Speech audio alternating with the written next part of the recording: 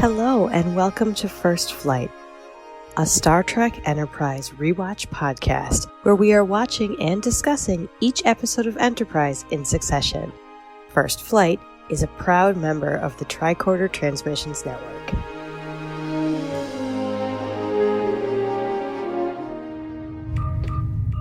This is Commander Tucker of Enterprise. We've got some information you're going to want to hear. Welcome, Enterprise fans. I'm your co-host, Chris. And I'm your co-host, Abby.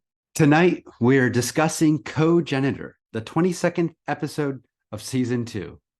Cogenitor was written by Rick Berman and Brandon Braga and directed by LeVar Burton. Woohoo! And it aired on April 30th, 2003. But before we begin our discussion, as always, we need to issue a read alert. Tactical alert. All hands to stations. There are potential spoilers ahead. We might end up talking about any part of the series at any time, so you have been warned. And also, we need to give another warning. This episode contains some topics that might be, it will be sensitive for some listeners. And those topics include suicide, gender and identity, sexuality, and slavery. This is a heavy episode, so please use your discretion on your listening. And now for a summary of the episode. And I don't envy this task. It's time for the captain's log. Okay, Abby, let's hear it. Captain Starlog supplemental. All right, so first of all, I would just like to say that I have been thinking about this haiku for way too long, and I might have texted you recently that cogenitor has 4 flippin' syllables. So that word is not actually going to appear in this haiku because it is just too multisyllabic for the art form that we have here. All right, here we go. 2 captains sun surf. Human values chafe at trip. Tragedy for all. A good one. So I don't know if, I feel like it captured some of it, but I would need multiple stanzas for all the layers of this episode. So it's a quick one, but if you would like a more detailed summary, I would suggest going to any of the usual places you find those, because this was hard. And this has a lot of pieces that need to fit in to give it the full picture of the puzzle. Yeah, you need a sonnet for this one. Yeah, at least.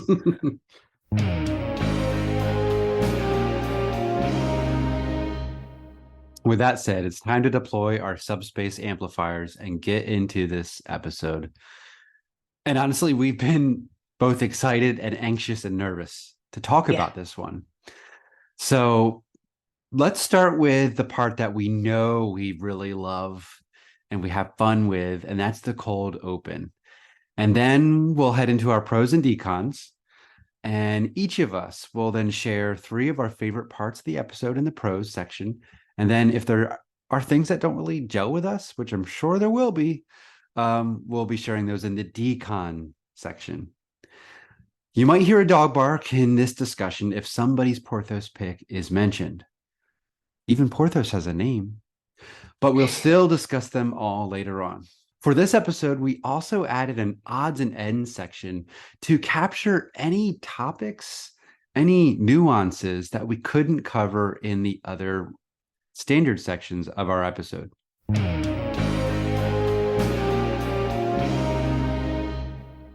All right, so let's get into this episode. As always, my favorite part, we start with the cold open. Chris, what are your thoughts on how this episode starts? I have 2 notes for the cold open. The visuals are stunning. Yeah. We've said it a few times this season, but this is top notch. This is on the same level of beauty as Discovery. Oh yeah. One thing I love about Discovery is how colorful space is. Yeah. It's also something that's not realistic or believable. But I appreciate it. Discovery has tons of color of emotion, and then it visually matches the colors of emotion. And in this episode, we get just beautiful color with this star. And I love how that opens the episode. We also just get a friendly encounter with aliens. Yeah, Like, I know. I think I've said it before, like Archer and crew just roll up on any ship they see out there. Hey, we're from Earth. Here's where you can go murder our family. Hi, you want to be friends? It usually You want to doesn't eat work some out. food? Yeah. This time it does. It's good. It's like those old Grey Poupon commercials where the guy rolls up and he's asking like the deer out his window, "Pardon me, have you any Grey Poupon?" Yes, it's like that. You're Yes. right. But my notes literally say a nice first contact. Yes. Aw, like it's Uh-huh. just it feels good. Like there's somebody else out there trying to do the same thing. And it's just it it does not have the same tone at all as the rest of this episode, but it's a wonderful, draws you in, makes you excited about this. And it's nice because we see that same kind of like warm energy between the crew before they even answer the call. I mean, the whole joke about how old T'Pol is coming around again. I mean, and that's so fun when Enterprise references itself like this. And it's gotten to the point where this is not the first, second, or even third time we've talked about how old she is. And we don't actually find it out for like a whole nother season plus. So it was fun. It was a really nice cold open. And it started off the absolutely awesome lighting that carries through this entire episode. As soon as you see it, like, oh, from the very beginning, the lighting of this episode, it must have been either absolutely joyous for the lighting people to do or absolute hell because there were so many different things that had to be done. But it was gorgeous. It was absolutely gorgeous the entire time, noticeably so. Well, I'm glad you mentioned the lighting because especially in Archer's ready room, the lighting made me think of Star Trek Generations. Yes, the me same too. kind of lighting, which Yes. I remember back in the day hating that lighting. Like, that's not what the Enterprise looks like on the inside. But now I love it because it's cinematic. Yeah, well, that's because we were fresh off TV. Yes, exactly. Exactly. So, yeah, I love the lighting, and I also just love the eagerness that the Vissian captain is like, well, if you want to skip the development phase, we'll share our technology. It's like, I know. Oh, okay. Okay. Yeah, that's exactly what it is. It's very refreshing, I guess, is a good way to put it. It's like a palate cleanser from some of the other ones because it isn't at all what you expect now. And it's such a fun way to start. It really is. But like I said, it doesn't really last, does it? So let's move on to the next part of the episode, which is everything else. And as we said, there is a lot in this one. So we've got a little extra here. So hang in with us. If we seem to be missing something, we are going to do our very best to get to it later. So let's start with some things that we really liked about this episode.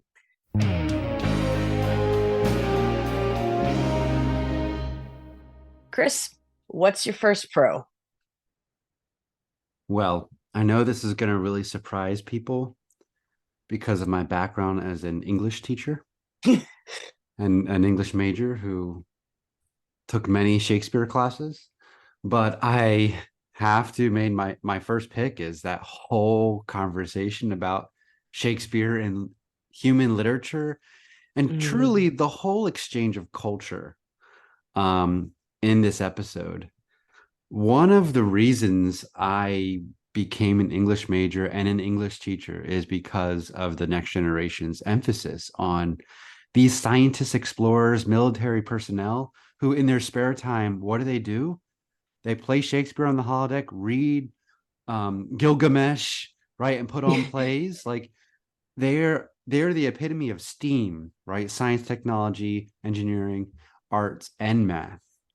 Yeah. That we can and we should have both sides of our brains fully developed to be fully human, right? The arts and the sciences, the sciences. So that scene in the pod between the Vissian captain and Archer is just so beautiful because he's reading Sophocles and Shakespeare and quoting it. And I love when Archer says, like, he would have friends back home totally stunned by this Mhm. technology. And the Vissian captain says, well, I would have friends totally stunned by Macbeth. By Macbeth. I know. It just makes your literature loving heart so happy to hear that. And like I know that Shakespeare in Trek is kind of a trope, but it's for a reason Mm-hmm. because it's beautiful. And I have always thought that language in Star Trek is Mm-hmm. very precise and very beautiful in its own very special way, and to be calling out something else where the language is very precise and beautiful in its own special way is absolutely lovely. And I feel like that totally goes with the tone of the cold open. I love it. Like that whole plot is fantastic. Well, and yes, Shakespeare's all over Star Trek. So maybe it's a trope. But if Star Trek's about exploring the human condition, Yeah. that is Shakespeare. Thank you, sir. I plan to study the performances of Olivier, Branagh, Shapiro, and Kulnark. Data. You're here to learn about the human condition, and there is no better way of doing that than by embracing Shakespeare. Have you read the Star Wars books as written by William Shakespeare of like the original No. trilogy?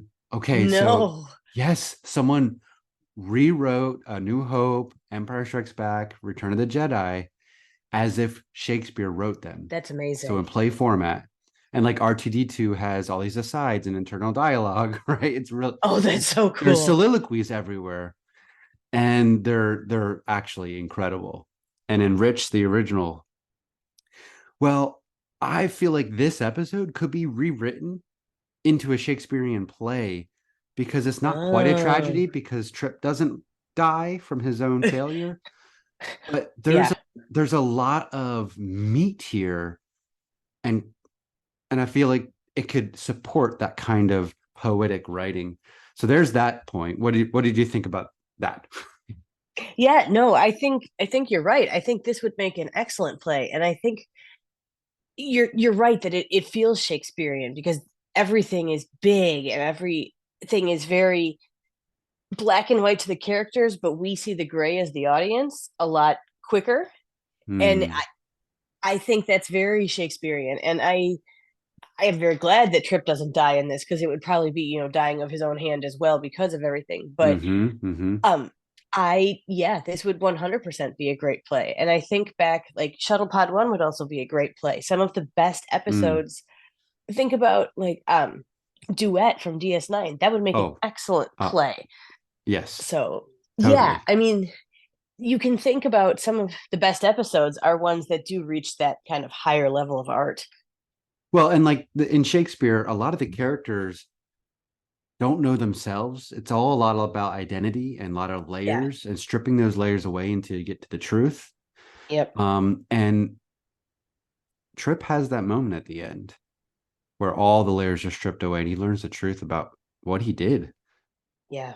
Whatever his motive was, he found out who he is in that moment. And I think there's a lot of things to say about that. But the next point I have is it hit me today. It's pretty astounding that Shakespeare and Sophocles would mean anything and be interesting to an alien race who aren't human. If this is about the human condition, and the reason True. Shakespeare endures is because there's truth in it, regardless of the time period, and the language. There's human truth to it. These aren't humans, Yeah. but it shows that in Star Trek, at least, the argument is sentient humanoid life share these universal experiences or attributes that humanity finds a way to tap into. And that's how the Federation's built, these shared attributes or shared experiences and desires that Shakespeare reveals. Even the Klingons Yeah. connect to Shakespeare. Yeah.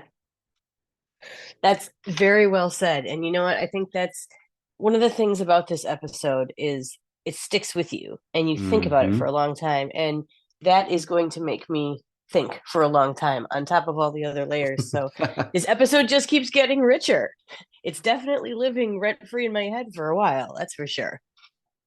Definitely, for good and for bad. Indeed. All right. So I have said a lot of things. I'm dying to hear what your pros are. All right. So along the same line as your first pro, mine is pretty much the entire relationship between Archer and Drunick, the Vissian captain.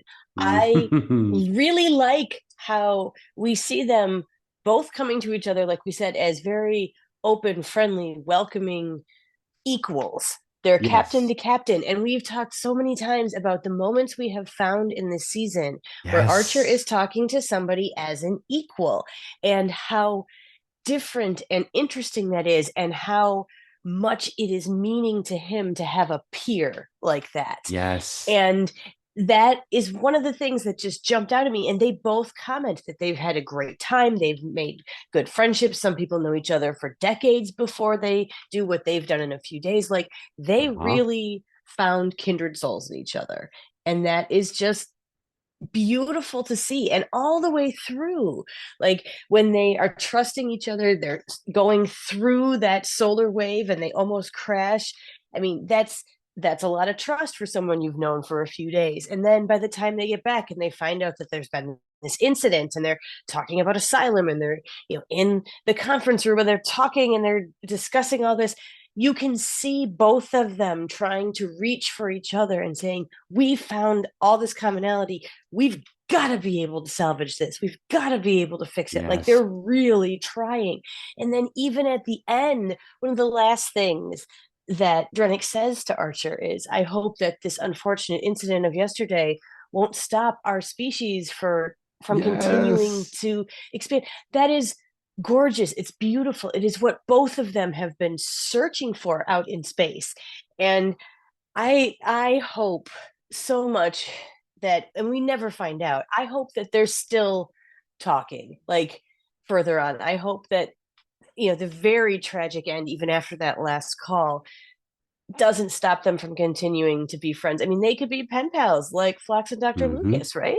So because it was so nice to see Archer get to be a captain, but also get to be Jonathan with the same person at the same time, doing something that they were both so completely into. And it might have been one of my favorite plots of this episode, which really had three to look at. Like, I liked this for Archer. It made me so happy for him. And the entire thing was gorgeous. So that's not a bad thing either. Yeah, I mean, this is my favorite part of the episode because it's so feel good, right? Yeah. And we like seeing people good at their jobs. These two men are being good at their jobs, but they're also just being really good, friendly people, and they have an immediate connection. And yes, they're peers, but I almost feel like there's a mentor-mentee dynamic between them, with the Vissian captain being the mentor, because he's always like, oh, people get there, like he's encouraging Archer. He doesn't look down to Archer because his technology is lesser. He's like giving Archer this opportunity to expand his experience and access to the star. So I really love that dynamic, and it's a great pick. I love that both of our first picks is this dynamic, and we took different lenses on the same thing, and that is just beautiful, and it really shows how strong this dynamic in the episode is.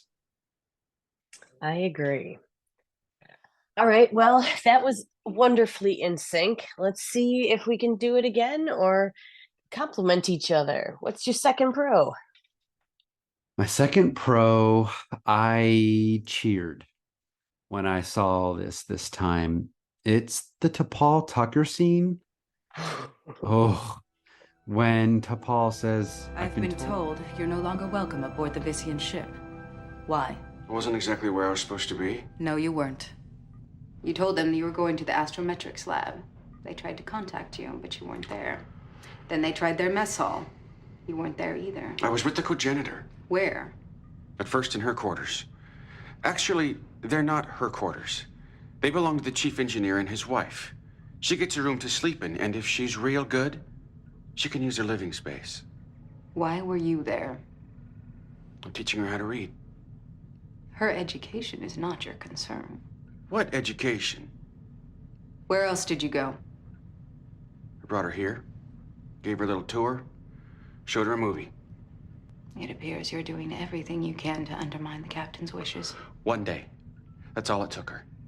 In one day, she was reading a geography text. First contacts are important to the captain. You may very well have damaged this one irreparably. You're not listening to a word I'm saying. Ooh, like you get She's goosebumps. vicious. Yeah. She is in the best Vulcan kind of way. And but not just vicious, like extremely intimidating as a leader. Yep. There's no anger here, obviously, because it's Vulcan, but it's just handled so well. And it's really putting Trip in his place, but he didn't hear it. His last line in that is, "You're not listening to a word I'm saying." I know. Again, that's very Shakespearean. He's not listening to a word she's saying. He finally hears it when Archer says it later after someone dies. But ooh, that scene is incredible for T'Pol. It might be one of my favorite T'Pol scenes. It's not even about her, but she's just so strong. It is the moment that you don't turn away from, which is funny because this episode is so intense in so many other places, but this is the moment you watch every single time. Like she and the looks, because we have been speaking, especially the past 5 or 6 episodes, about how much warmer their relationship has become, and they've gone from coworkers to friends. But when she comes in here, she is his boss. She is his commander. She is the one in charge, and there is not arguing. And he tries, and she flat out tells him, first contacts are important to the captain, and you may have damaged this one irreparably. And there's this tiny pause before she says irreparably. And it's just like her going, this is the bomb that I'm dropping on you. You are responsible. You're screwing this up. And you're right. It just doesn't get far enough in. But like in that last scene where he does realize, I think he thinks back, not to what Archer just said, but he's thinking back to this moment and realizing what a fog he was in, and that he didn't realize what she was flat out telling him. Yeah, and I'm glad you read that one quote, because I'm going to add another one to it. It appears you're doing everything you can to undermine the captain's wishes. Again, Paul and Archer are totally in sync. She is very in tuned to his desires, his decision making, right? His vision. And we didn't have a long discussion between T'Pol and Archer about this. She just knows. And also she knows the delicacy of first contact. Go watch Star Trek First Contact and Broken Bow. So I just love all these connections that are beneath all these words. And again, more evidence that there's no tension between T'Pol and Archer. Yeah, for sure. Well, and what's funny, if you will allow me to move into my second pro, is that we absolutely perfectly kind of enhanced each other again. Oh, good. Yeah. Because my second pro for this episode is how well T'Pol and Phlox were used as the non-humans on the ship to reflect things back to the humans, with Trip obviously being the one who heard it most. I mean, this was so well done. And for both of them, I mean, you've got a Denobulan who obviously has many different thoughts on family structure and reproduction and all of that, because they have 742 different relationships in their family trees. So he's got a very different perspective. Vulcans have arranged marriages, so okay. Here's 2 very different parts of the spectrum. The humans are somewhere in there, the Vissians are somewhere else. Like, it was so nice to have those other perspectives from people that we know and trust, so that you can hear them and go, they have a point. I agree with that. I trust them. They're looking at this from an outsider's point of view again. And that is so valuable. I mean, Flock's trying to explain trigender reproduction to Trip and going, well, he's like, nope, I don't want to hear anymore. He's like, oh, I have pictures. Like it's so Flocks to be Okay. excited about stuff like that. That moment brings me to the doctor with the fortress ovum and his hands like acting as the sperm, like, oh, it's just so funny. Yeah. And they were doing that bit again, but it totally was in character for Phlox, and it worked. Oh yeah.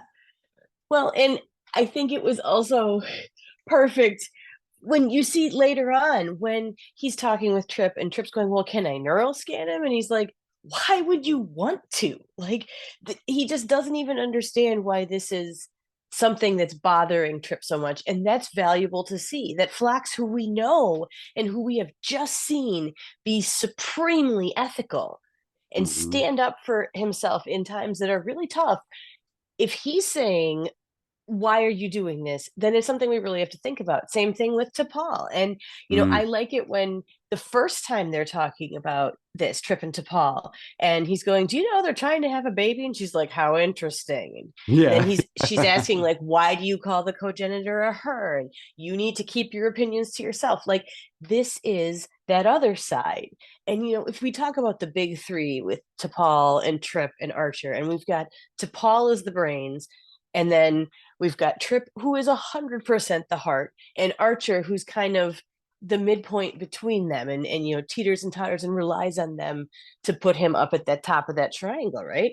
And you don't see that any more clearly than you do in this episode between them. And that's beautiful. Like, I wrote in my notes when they verbally spar, because that's exactly what they were doing. And that's cool. And I also like the T'Pol being with Archer, like you were saying. I like when they're walking into the to Trip's quarters to say, yeah, we're sending the cogenitor back, and she goes, you don't have to feel bad about this, you're doing the right thing. Like, that's T'Pol's outside confirmation, like you were saying, but it's her view as a Vulcan, like, this of course was going to be the only thing that would happen.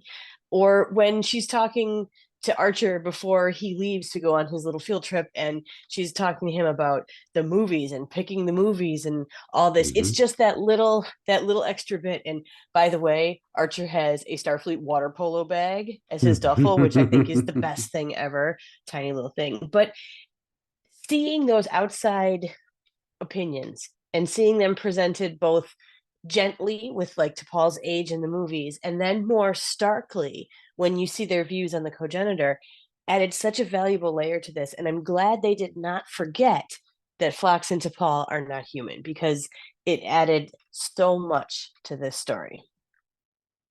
But Phlox is complicit in the outcome of this episode.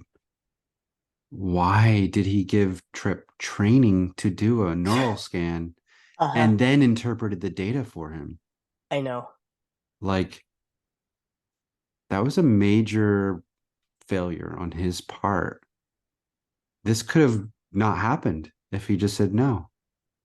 He was just adding fuel to Trip's curiosity. And that's true. I've never had that response to Phlox in this episode. But this time I was like, Phlox is almost as bad as Trip, because he even knows better. Yeah. He argues against it. Well, I wonder if he thought it was going to prove Trip wrong. I wonder if he thought that the cogenitor wasn't going to present the same way.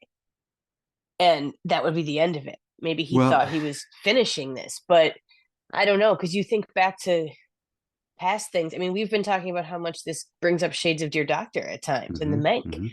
So, like, it gives you a lot to think about, that's for sure. So I'm so taken with this episode that I wrote a micro track. After the episode, what would that Archer Phlox conversation be? And so, just to explore my point, I'm not going to read the whole thing, but I just imagine Phlox just seeing that he's playing into Trip's curiosity and satiating it, and that'll be the end of it, right? With this neuroscan. But he didn't think, like, he didn't think that Trip he goes full steam ahead into what he's doing. Yeah. And I could just imagine Archer calling Phlox out on this, saying, when the Antaran was here, you would not save his life without consent, but you helped Trip scan these people we just met their brains without consent. That's a violation of your ethics that you held to before. Like, where was the breakdown? So I don't think this is a fault in the episode. I think it's a fault in the character of Phlox, and they never dealt with that fault. But I'm okay that fault is there in Phlox, because this whole episode is about shades of gray and everyone having nuanced layers of right and wrong. But I do wish there wasn't a scene where Archer came and had a conversation with Phlox, because, like you said, Phlox and T'Pol are a very unique and valuable perspective on this crew. In fact, they're like the most experienced members of Archer's crew, that he relies on them for their wisdom, insight, and their experience. And he needs to trust Phlox's judgment. And we see that respect between them in the last episode, The Breach. So I could see the fallout of this episode having a breach between Phlox and Archer that I wish was dealt with in some way. Of course, they didn't have time, but I found that to be an interesting thing to consider this time around. It is interesting, and it makes me interested to watch Phlox throughout season 3 differently than I have in the past. And I mean, everybody can think of a few moments where the ethics get gray in season 3 and he is involved, and I think I'm going to watch it differently now. So I'm really glad that you brought that up, because you're right. I appreciate their outside opinions, but I had not thought about him enabling Trip like that. And excellent point. Yeah, and it's tough because I love Phlox. Oh yeah, so do I. How do you not? This is that delicious meat to chew on, right?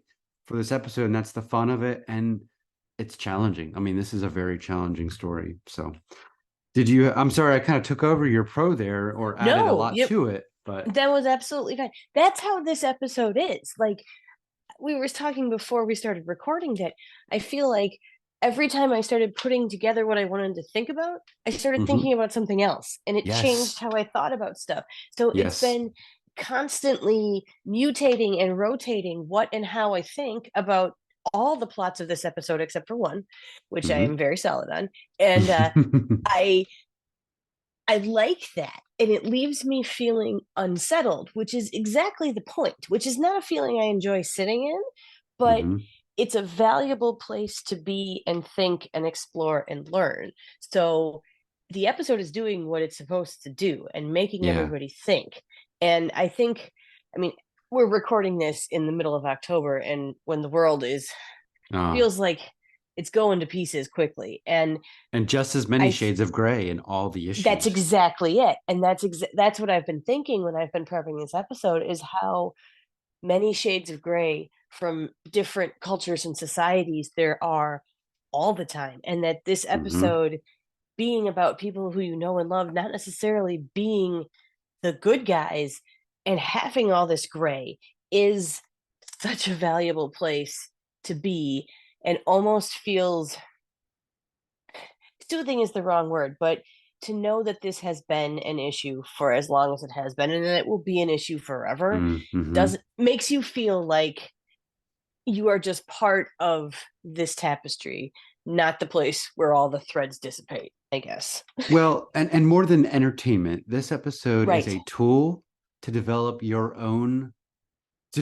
and explore your worldview and help yourself define what you believe within the challenges of this episode.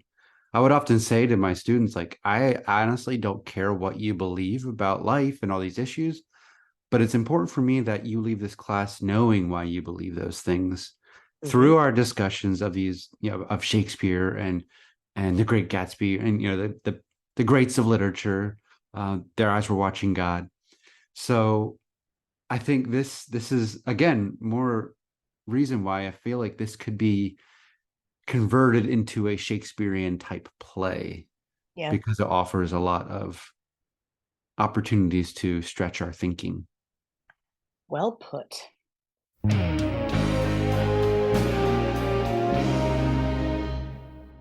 All right, so let's keep this train rolling. What is your third pro? Yes, we're going to keep the stratopod going. So I love that little stratopod. Not my pick though. I mean, there's so many picks that aren't story related that could be made, but my third pro is, it has to be the final Archer trip scene. Good pick. Because to me, it's not the Star Trek moment. I mean, I feel like you can make the argument, but it is such a devastating scene. Devastating for the Trip Archer friendship. Devastating for Archer because he feels like he's failed as a role model, right? Yeah. For his friend. It's devastating because the cogenitor has died, committed suicide. It's devastating because a child will not be born. And have, some people struggle for months, years to conceive. And I feel like that's kind of what was going on here. Like, they're working at it. And when they're done working at it, they'll put her in the closet, or put the cogenitor in the closet. But, and that provokes a certain response from us, freedom-loving people. But it's still moving that this couple is trying to procreate or conceive, who is obviously taking some time. Now it might never happen. Yeah. And then all the other families that were going to utilize the cogenitor next, won't have access to that. So it's just a ripple effect of devastation all around. And then we're devastated because we're like, what was the right thing to do here? Right? Yeah, exactly. So, but I love Archer's line here that I'm not so sure that you understand. You knew you had no business interfering with those people, but you just couldn't let it alone. You thought you were doing the right thing. I might agree if this was Florida or Singapore, but it's not, is it? We're in deep space, and a person is dead. A person who'd still be alive if we hadn't made first contact. I guess I haven't been very successful at getting through to you. If I had, you would have fought a lot harder before doing what you did. You're not responsible. Dismissed.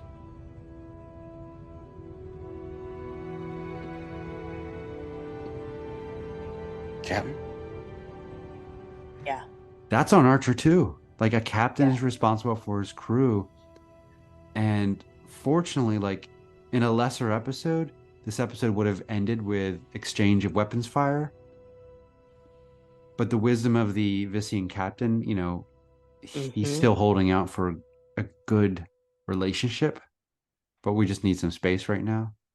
Yeah. But man, that line kills you. We're in deep space, and a person is dead.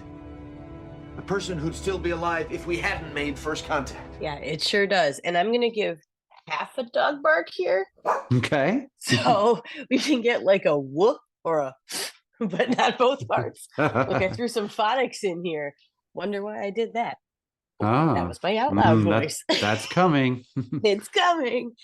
But yeah, this scene is immensely powerful. And again, I want to call out the lighting in this scene because there are the way that it's done, and I am 100% sure that this is LeVar Burton who directed, and part of his choices because the camera angles helped with this. Yeah, I mean, it's not one of my pros, but it easily could have been. His direction in this episode, if you actually look at where the shots are, they're obviously made by somebody who knows how a Star Trek show works, but they're also beautiful. Like, his directing doesn't get enough credit. I mean, the man has done so many amazing things. Of course, he can't be the best at everything, but I think his directing deserves so much more recognition than it gets, because especially on Enterprise, after he found his footing a bit, he did incredibly gorgeous things that you don't even notice because they're so natural. They feel like they're just there. And the lighting in this episode has both places where it's completely white, completely black, and then there's all sorts of shades of gray. And like, as they talk, they move in and out of them. And it's, once you notice it, you can't see that it's not a deliberate choice for that to be lit that way to show this, because that's exactly what's going on here. And there is a lot of guilt and there is a lot of blame in this episode to go around, and to see these two men have this conversation, goosebumps is absolutely the right word. Like, to look at where this episode starts in the cold open and the tone it has to the last scene, that's some whiplash for you. You know, people complain in the best that kind of way. modern, right, exactly. People complain modern Trek, you know, one day it's this tone and one day it's that tone. And I'm like, have you watched this episode? Because this episode, it's this tone and then it's that tone. So yeah, it's powerful. And for them to do that in 45 minutes, slightly less, that's incredible. Yeah, I mean, we could have taken out some of the Malcolm stuff and got that Archer Phlox thing, but I would still want to end with this scene. Yeah. Because of the way Trips just says, "You're not responsible." And then Archer just says, "Dismissed." And he turns his back on him in the Picard way. You know, Picard is famous for that, especially in season 3. And he just turns his back, or season 4 too. And then Tucker is just like, "Captain?" But there's nothing, and he's kind of aimless and lost for a moment. Yeah. Untethered from his friend, because he's not his friend in that movie. He's his captain. Devastated. Yeah.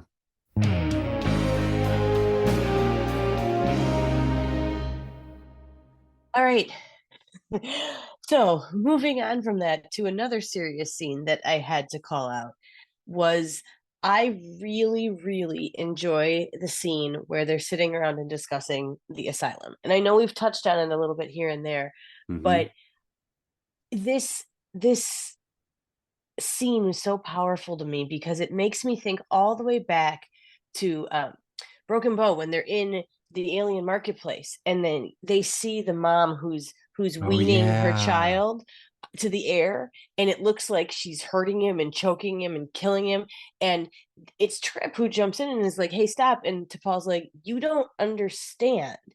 And when the chief engineer, who doesn't really get a name spoken again in this episode, seriously, he's called the Vissian engineer or chief engineer the whole time. His wife gets a name, but anyways, which is a funny parallel to the fact that his cogenitor has no name. I mean, he had a name in the script, we just never hear it on screen. So but when he makes that mic drop comment about the stewards, if you know, what if they refuse to serve you, you force them, and he goes, "Oh, I'm sorry.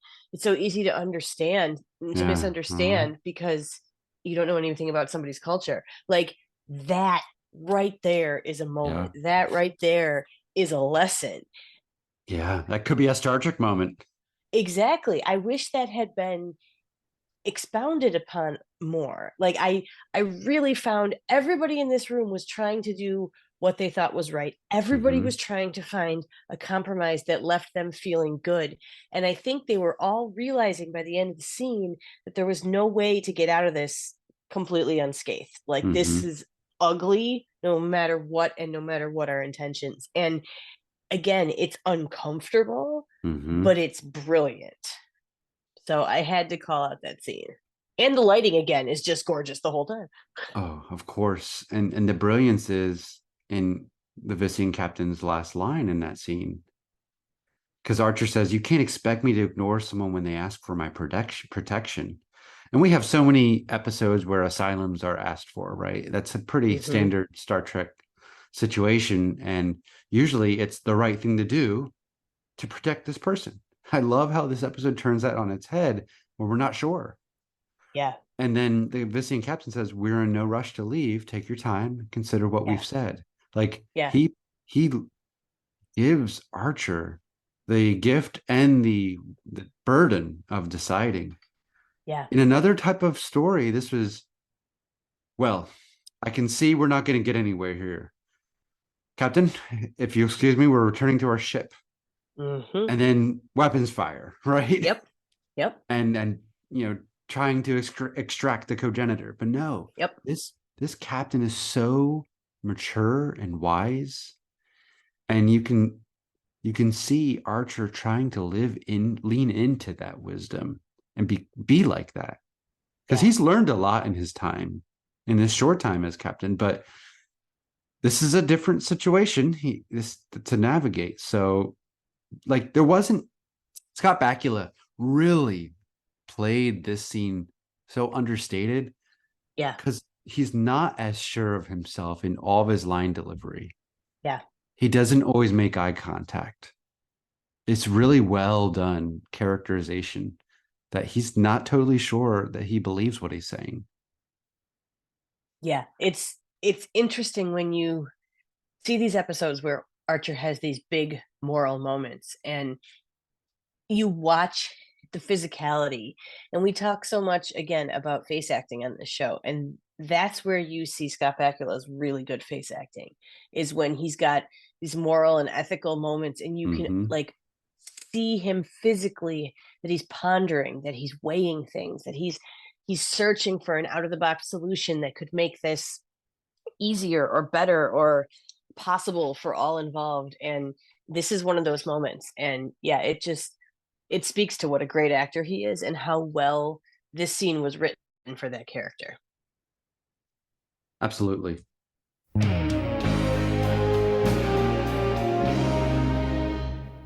All right. Well, everything we just talked about was beautiful, actually beautifully complex. So I think we're going to talk about some more complex things as we slip into the decon chamber and talk about what doesn't gel with us.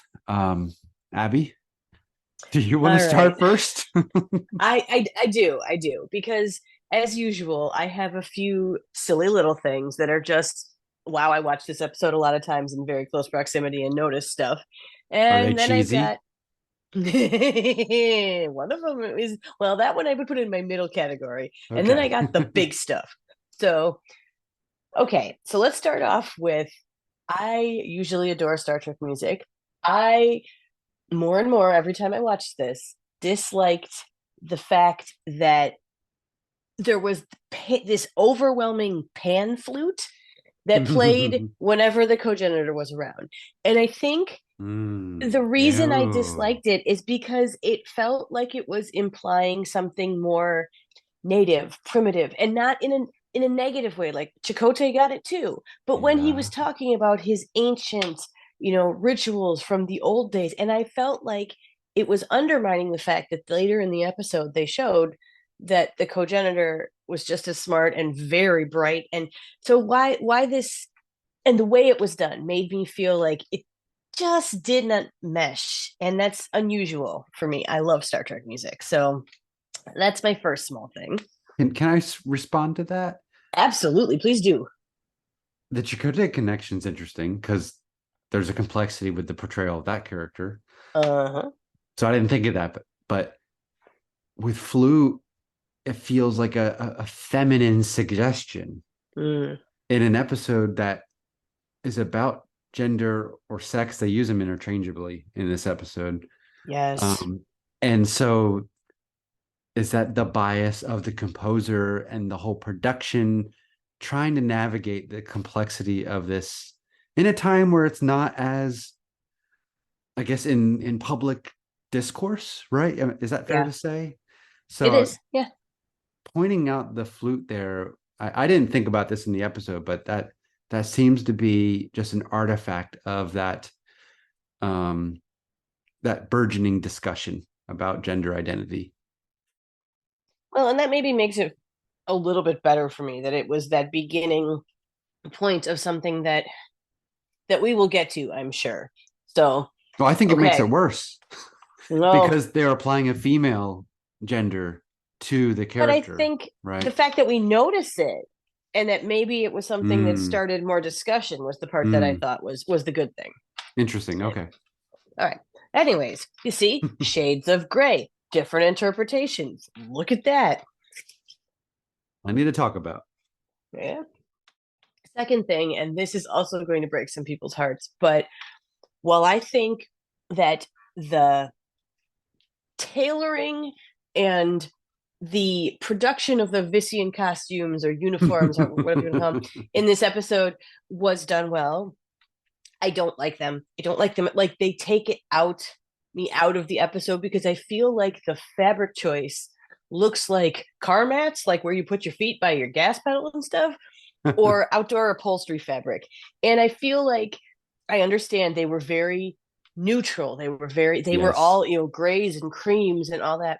They had detailing. I just think they looked like they wouldn't be somebody's uniform. Like, how do you work in this? It's so stiff and it's so they were not my jam. And I really do think a lot of it was the fabric choice. Once I saw car mats, I couldn't unsee it. And that's a bummer for me because I usually love the costumes, as we all know. And this one, I was just like, I appreciate the time and effort. I don't like the costumes. So, well, it's another cheek of the week. Yes. And again, I don't think that the quality of TVs that we have now are good for some of the prosthetics in the second half of season 2 of Enterprise. Now they would be done differently because of makeup techniques and because of filming and being so much more defined. They can't get away with some of the things they tried to. It worked for me, and the set differences between the male and the female prosthetics, because they were distinct.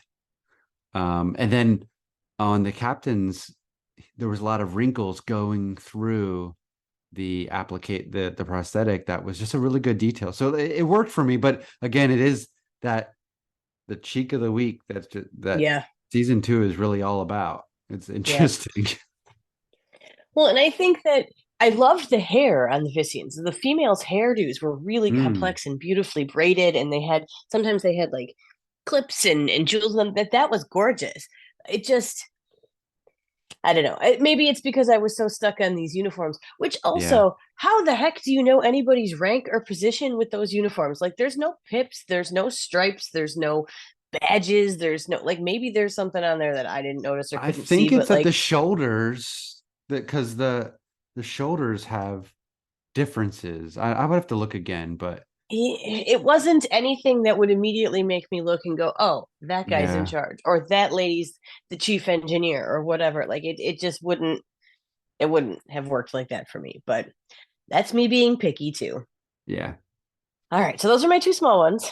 My medium-sized one is going to be, oh my God, Malcolm squicks me out this entire episode. Like, I don't find that charming. I don't find that alluring. I am sure somebody does. There is somebody out there for everyone, but I don't like this subplot. I feel like I shouldn't be watching it. Like, and not in the good way that you like feel sometimes. I feel like I don't want to watch this. It's making me feel icky. And I love cheese. I am from Wisconsin. I eat cheese pretty much every single day. I celebrate cheese, and that scene just makes me go, nope. So, okay. Yeah. But to Dominic's credit, so when I was listening to this episode, this scene, and I don't like cheese except on pizza, so I'm weird. I'll eat your cheese. We're good. Yeah, go for it. Yeah. When Velo says, "Can we visit the armory later? I'm anxious to see your tactical array." Jeez. And Dominic Keating, I think he knows how dumb his line is and the whole situation. In the way he delivered it, he goes something like, "There's an old Earth expression. Oh, I'll show you mine." Like, he does this sigh of like, "I'll show you mine if you show me yours." Like, he has to say the line, but he gives a sigh. And I bet he did it in every single take so they couldn't edit it out. And that made it better for me. Like, the actor knows, or even the character knows, that this is stupid. But and like a 10-year-old, right? Like a 13-year-old kid would say something like that. I don't know. It was just classic classic Enterprise. Like Enterprise Yeah. has these really stupid teenage sexual moments that adults do. It doesn't make sense. Yeah. I've said this before, and I'm sure I'll say it again, that Enterprise, I feel like, is very much a product of that moment in the 2000s where it was a very specific type of look and talk, and this is how sexy time was done on TV, and it doesn't hold up.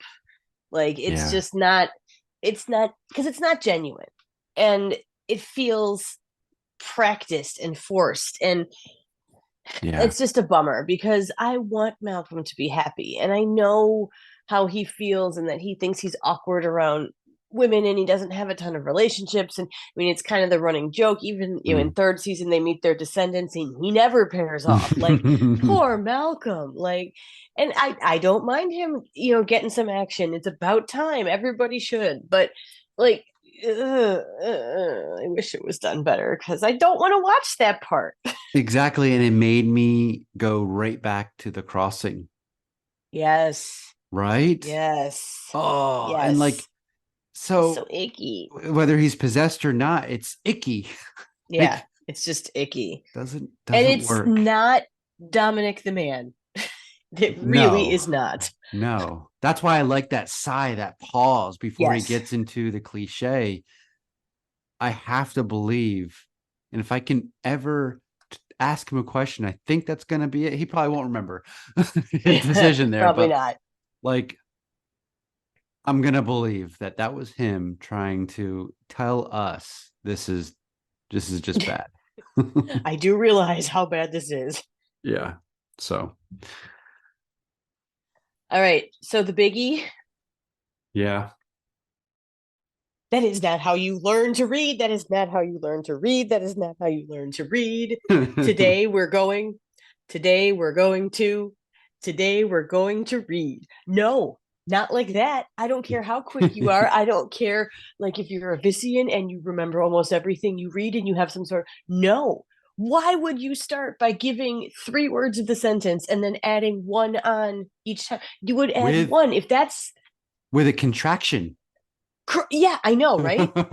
And it's just there's so much there, and like the fact that Trip comes in to the cogenitors' quarters, hands her a pad, and like, what were you planning to do with this? Like, this is not how this works. And then, okay, like I could go on to extreme nerdy depths of reading teacher, and I know that you could as well. But okay, so if they learn so quickly and they absorb all this, and within the end of a day the cogenitor can read geography texts and beat Trip at whatever the marble game is or whatever.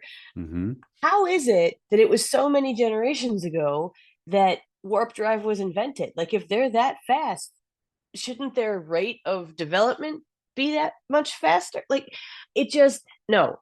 And every time that voice comes on that pad, it just raises my heckles and makes me go, that is not how you learn how to read. This is not how this works. And I understand story, narrative. It has to happen quickly. There's only so much time in the sun.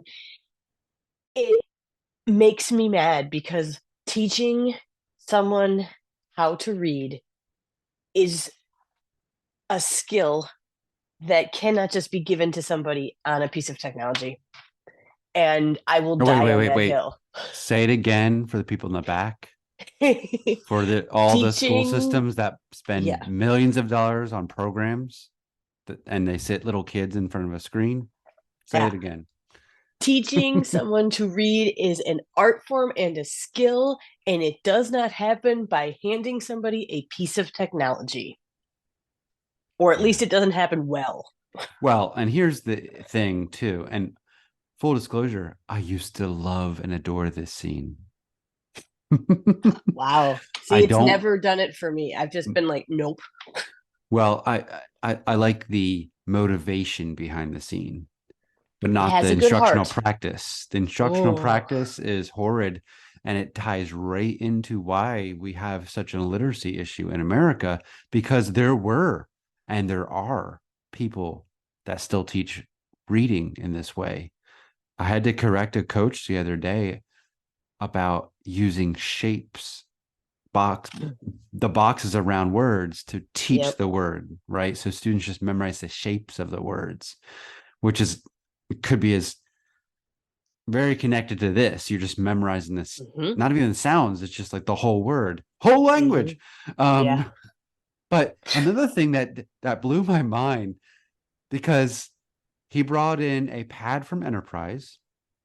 It's saying English words. Slick. I know. It's saying English words, and then the cogenitor is reading. Is reading the book. Print. Yes. Vissian print in English. Yes. Translating in the moment. Man, that cogenitor is amazing. I know. If that's what all their neural scans are, we better buddy up with these people, because if they're offering us their free tech, we better just ride these coattails for as long as we can, because pretty soon they're going to be way past us and be looking down on us like ants, because that is incredible. By the time of TNG, they should have solved the whole Warp 5 restriction problem and shared that with the Federation, because they're so smart.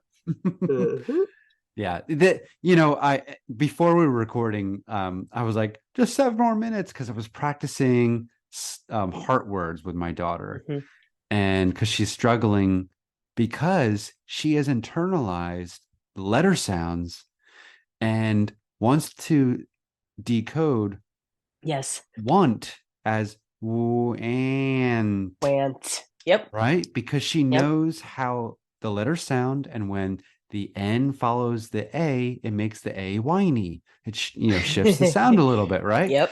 Yep. That's how you teach them to read. You teach them the sounds and how they interact with each other to create the word, instead of just here, memorize the whole word.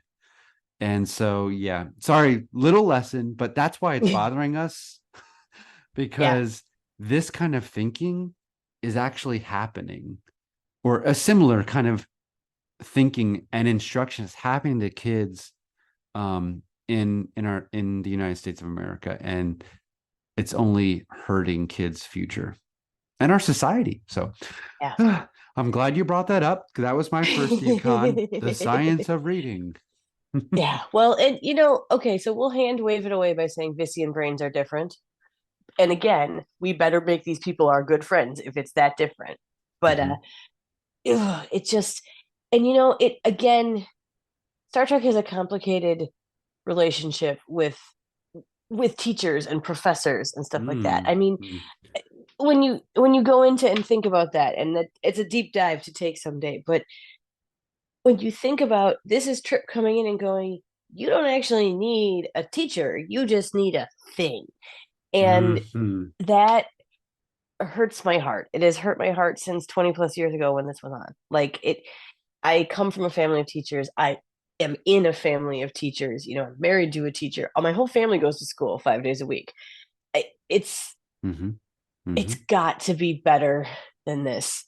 And I want my Star Trek to be what I want to be, and this isn't what I want the future to be. Like, you don't need a teacher, here's a pad. And this isn't at all the focus of the episode, but it kind of is. Like, maybe a little. It makes the teaching part seem easy and not the important part. And really, like, they form this great relationship. They talk. They become a mentor, a mentee, or however you want to describe that relationship. The power structure is interesting, but it's just no, it's not the right dynamic for what it's trying to show.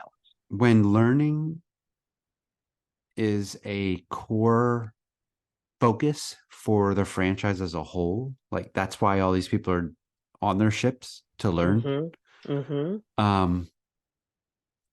This scene is about that ethos of Star Trek, the desire to learn and become more than what you are. And it just belittles the process. Correct. It cuts it off at its knees. Exactly. All the other learning that these characters do requires productive struggle, to use a Star Trek, an education term. There's no struggle with this. This computer is just going to read it to you, and you're going to, oh, I got it now. Good. Yeah. Our jobs would be, I would not have a job if that was how I learned. Like, I'm a literacy director for a state. You are, I don't know what your position is now, but it is reading focus. Yep, I'm a reading specialist. Yeah. There you go. So we wouldn't exist if it was this easy. So anyway, we could go on. We could, but we'll cut it there and just say, love a teacher today and go out and read something. Please.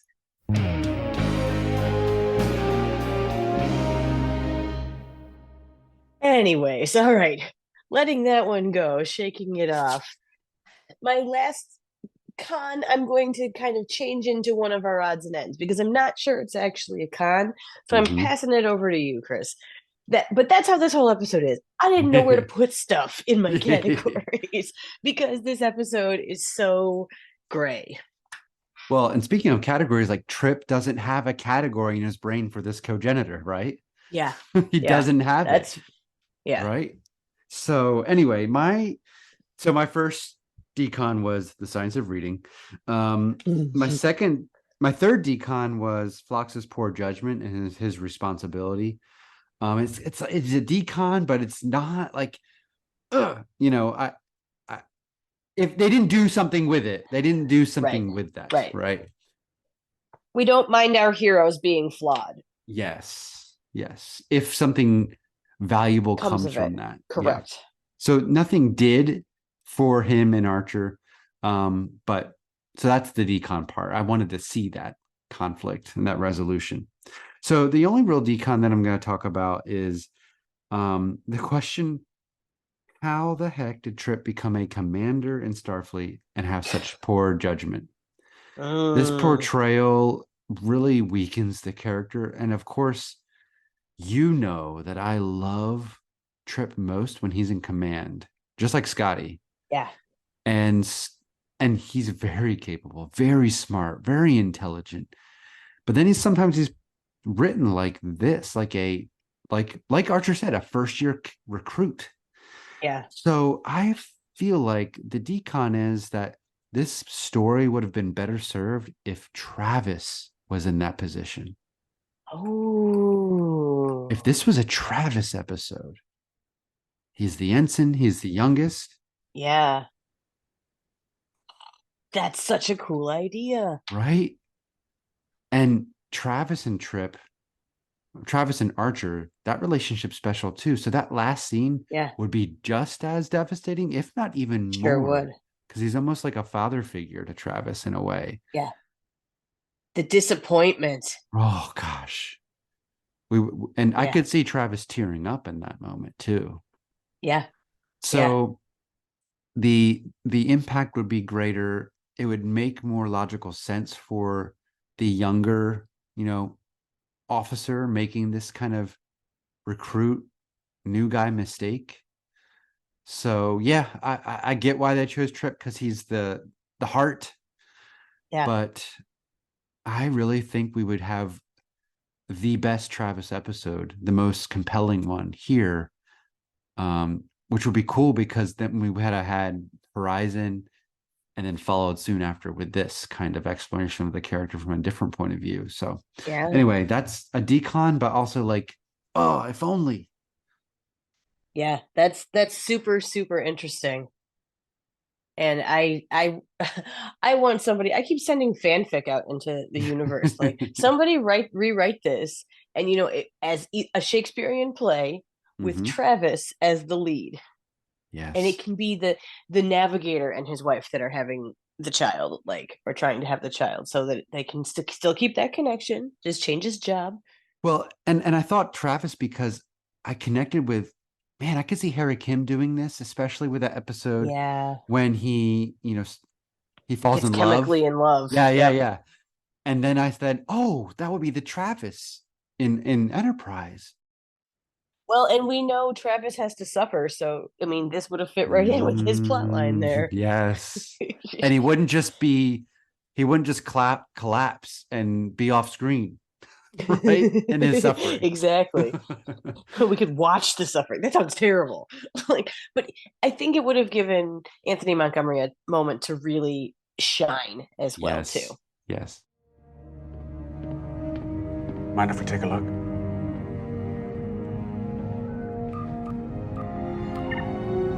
Prettiest set I ever saw. We have now come to our newest section, the Viewscreen On. So this is the section where we honor a beautiful shot or a graphic from the episode that we want to highlight. So Chris, why don't you start us off tonight? What did you find beauty in? And there was a lot to choose from this time. Definitely. And we've talked about the scene a couple times already, but the specific shot is LeVar Burton's brilliance.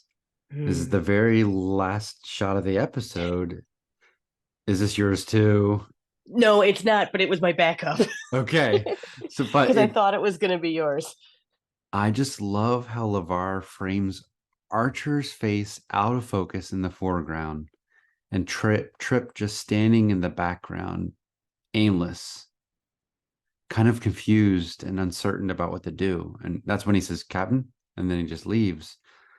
Powerful, beautiful, something you would hang on your wall, I think. But it's so simple, but it's really all about the characters and that the disconnect between them, which it was really effectively done with Archer being out of focus for a good portion of that. Because Trip no longer has access to him like he did or like he usually does. They're not connected.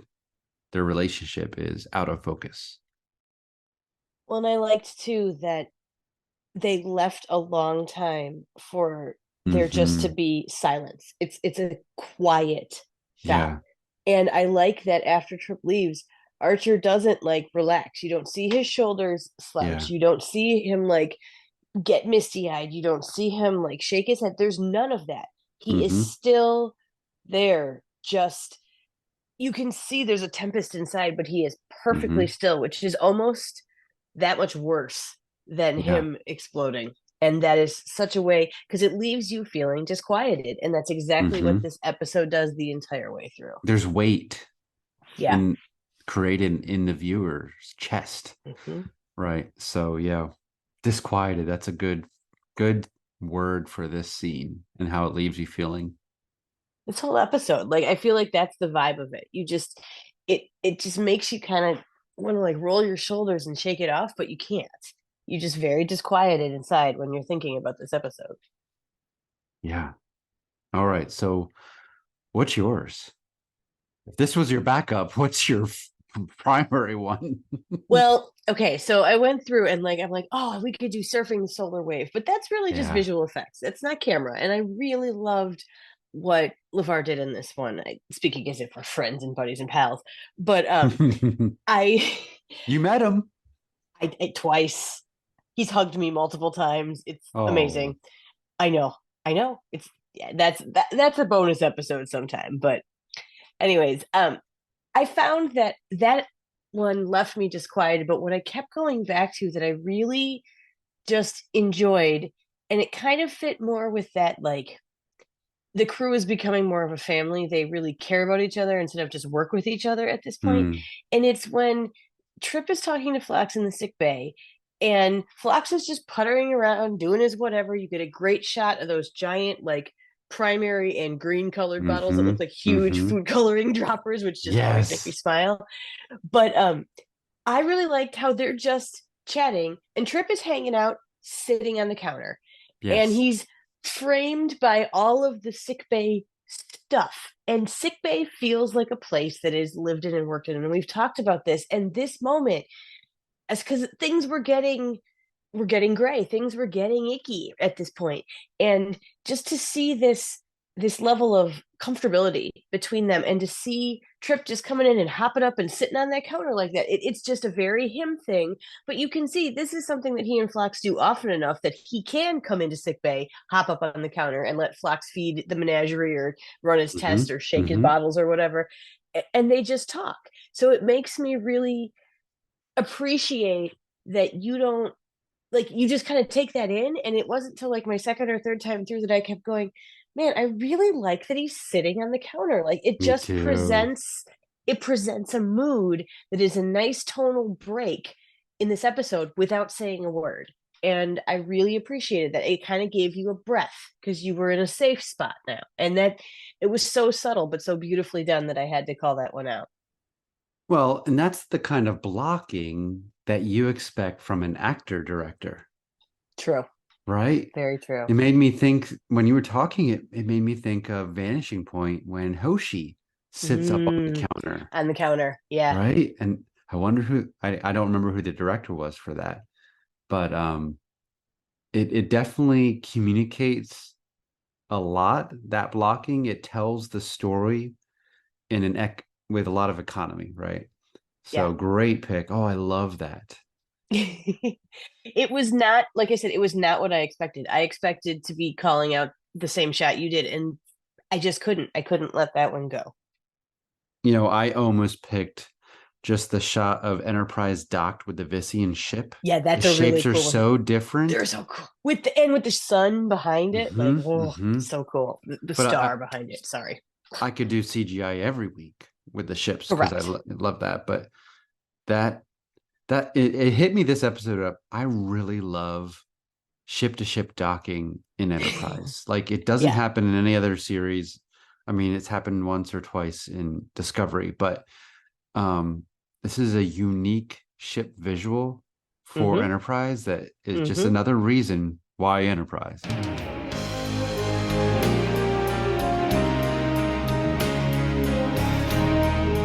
Exactly. And then you throw in your grapplers, and you've got some of the coolest visuals ever. Hey, grapplers are now in lower decks too. I know. See, people are resonating with our grappler love. Yeah. All right, so moving on from beautiful moments and gorgeous CGI and grapplers for the time being. This episode had so much going on and so many themes that we needed an extra section tonight to cover anything we feel needs a mention, but we didn't get to in the bigger episode. And I titled this Musings on Odds and Ends because that's kind of what this is. And so I have a couple more things to discuss tonight. So I'm going to start us off. And I've got a couple real quick ones again. First of all, I love the fact that in Trip's quarters, you can see that giant, like, brass diving helmet that we called out a Yes. few episodes ago. Like, I will never not notice that now. That must be the first thing and the most hated thing that the props people move in when they're switching the room to Trip's quarters. Like, all right, put this somewhere everyone can see it. So I just appreciated that.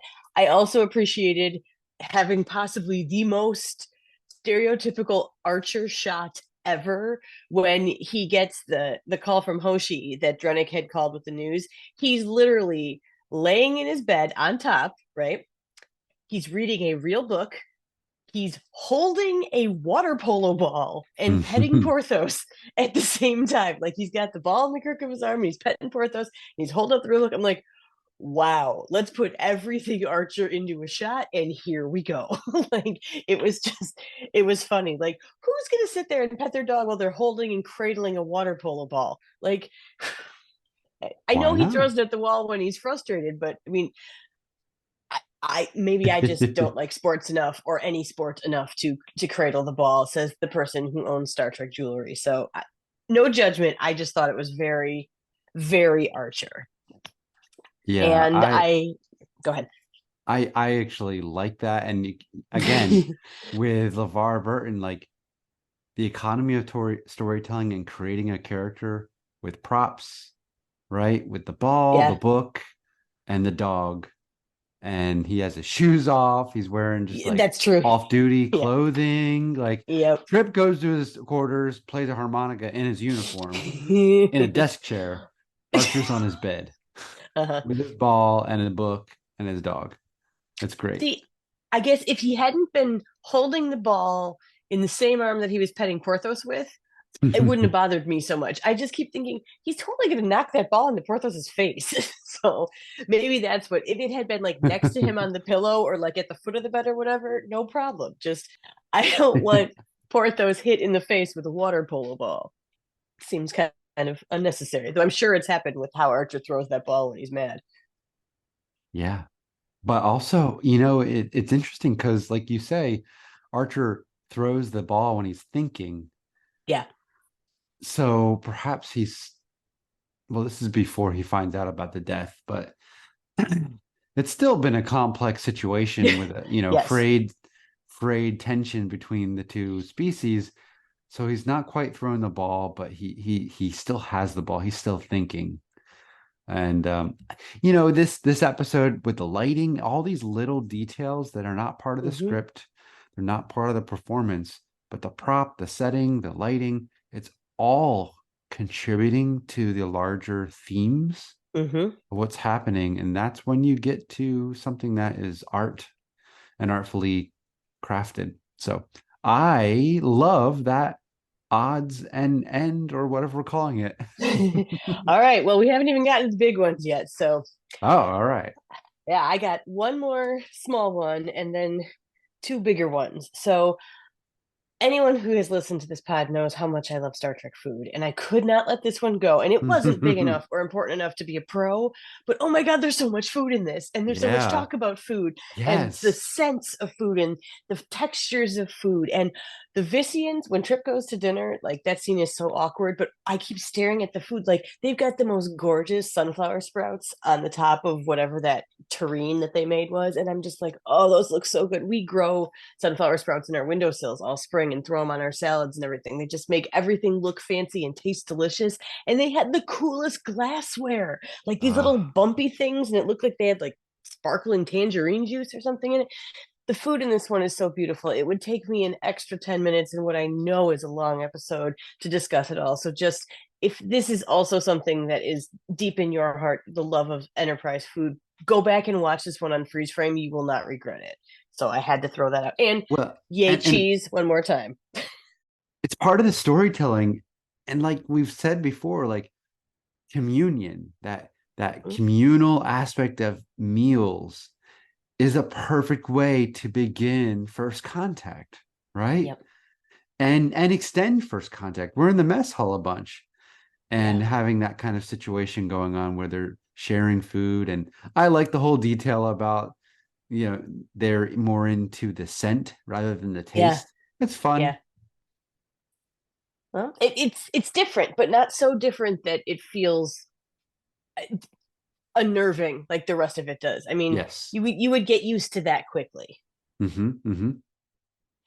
All right, are you ready for my two big ones? Oh, polarizing the whole plating right now. All right. So the first thing, there's two things I haven't been able to stop thinking about with this episode. And one of them is, how are cogenitors born? Like, they're needed Ooh. to do this process, right? And we hear in the episode that they're 3% of the population. So, like, does Mm. that mean 3 out of every 100 women Mm-hmm. who get pregnant birth a cogenitor? And Yeah. then what does that mean? Is there shame to that? Is there pride to that? Is there, like, Mm. what is it around? Like, do you immediately get another cogenitor because you produced a cogenitor? Like, if you produce a cogenitor, do you then make the enzyme? Like, there's so much to this Mm-hmm. that I started thinking about and going, it does matter because, like, I mean, we think about them and they're kind of portrayed as like this lower class or slave caste in the show. They don't Yeah. have names, they don't have Yeah. hobbies, they're not They're referred educated. to They're as it. right, exactly. They're given to people. Like it's icky. But if the people who birth the cogenitors, that 3% are treated as, special, that both the people who birth them and I mean, that kind of changes it. They realize that these are necessary and that, it's rare. And is this rare in a good way or rare in a bad way?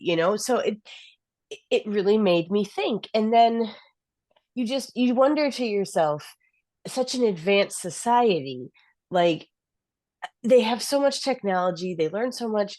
Where are they in genetic manipulation? Yeah. Like, I would think that not that they would get rid of the cogenitors, but they'd be able to like control or clone or breed, maybe like the Vorta kind of from DS9. Like, it just made me wonder, and I wanted a bigger picture. Could they just produce synthetic enzyme? Right. And then these cogenitors could just be citizens now, like, you know, and maybe they, it's like sperm donation or something like that. That could be an industry on this planet. But we didn't see the pictures, so we don't really know how it happens. But yeah, I mean, think about all these layers now. And once I started thinking about this is what's been keeping me up at night, is trying to figure out Vissian society. And like, nothing when it comes to power dynamics is simple. Nothing is straightforward. Nothing is clear cut, and nothing is without exception, because you're talking about people and interactions between people, no matter what culture is, can fall on such a wide spectrum. Yeah. So, and I feel like this is the place where we need to acknowledge that we don't have the same experiences on our personal journeys that some of the people who resonate with the cogenitor, both in positive and negative ways, have had. We have not been there and don't want to speak for anybody or assume anything, but it's one of those things where your heart is so full with this. And I wanted more. I wanted more of a picture. I wanted all the information I could have, which is kind of how I feel about big issues all the time. I just, give me all the information that I can have, because then I feel like I can make a better decision. And I feel like there wasn't enough information or enough time spent thinking about the information and what it would mean. There was no marinating on a lot of these choices. When Archer said that, Trip was impulsive, he was right. Like this was a very impulsive. He just went with his gut and went with his heart. And while that is admirable most of the time, it can sure get you in trouble. And I feel like that's how I feel talking and discussing and thinking about this episode. Like, I want to go with my gut. I want to lead with my heart, like I always do. But oh man, are there layers that feel troublesome? Yeah, I'm just like you. I want to spend more time with Vissians. I want to go to Vissia. I want to learn about them, because they're delightful people, despite the whole oppression part, right? But like, and that's a big thing to us in our worldview, our experience. But the way the engineer and Kala, his wife, are so progressive and welcoming, and they serve Trip, dinner. Yeah, even after he had been a really nosy jerk about their sex life, right? Yes. And he disappears. Like, I was feeling angry at Trip. This is the first time that I was feeling angry at Trip, because he is being so deceptive to this engineer who's just like trying to do be a nice job, and he's being so nice. Yes. And offering to modify things for you and help you and join us. And this time he was the jerk. He was. And I never read it that way. I never experienced it that way until this time around. So it's really interesting that I really latched onto this engineer and found him to be very just a nice guy. And you definitely empathize later on in that final discussion scene between Archer and the captain and the engineer and his wife, where the engineer is just like, why are we even debating this? Yeah, exactly. Like, I've done everything right. I'm a nice guy. This is the way we do it in our culture. Why is it like, this is my right to have a kid that you're messing with? What? I don't even understand what's going on here. Yeah. So it feels like a betrayal. Again, they were establishing a relationship, and I think he thought they were having a different relationship than what it actually was, because Trip was being so suspicious. So I used to teach different types of ethics in one of my AP classes. And one type is Kantian ethics from Immanuel Kant. And just the basics of Kantian ethics is you value individuals for the fact that they're an individual, not what they can do for you or not what they are for you. And so Trip is seeing that Vissian society isn't valuing the cogenitor as just themselves, they're valuing the cogenitor as a means to an end. So he doesn't like that. But he is using the chief engineer as a means to an end, not as an individual. So it's so interesting and infuriating because Trip can't see that he's doing the same type of unethical move that he doesn't like the Vissians doing. Yeah. Well, and what's interesting too is when you do see him get it at the end, and like it is a gut punch, because we've all had that feeling where you suddenly realize, oh my God, it's me. I didn't mean it. My heart was in the right place, but I did something terrible that I can't fix. And we've all had that, not nearly to this degree, I hope, but we've all been there. You remember it. It's one of those moments again where your life just takes a shift when you feel that stomach drop. And you at least for me, I don't know for you or anyone else, but like you say something and then for days, for weeks, for years later, you suffer in that moment over and over again. You exist here, right? Yes, exactly. Right. Well, now I can tell you ones from my teenage years that still stand out as those moments, and you're like, oh, I really messed up. Or things you should have said that you didn't say. Right. Yes. So it's a very human moment and that's why it's devastating, because we all have had that. That's why this is a universal, that's why this is an enduring story. Like, I'm going to just say that. So yeah, I'm with you. I want Vissian society in the future. I want that. Maybe Discovery can go visit them.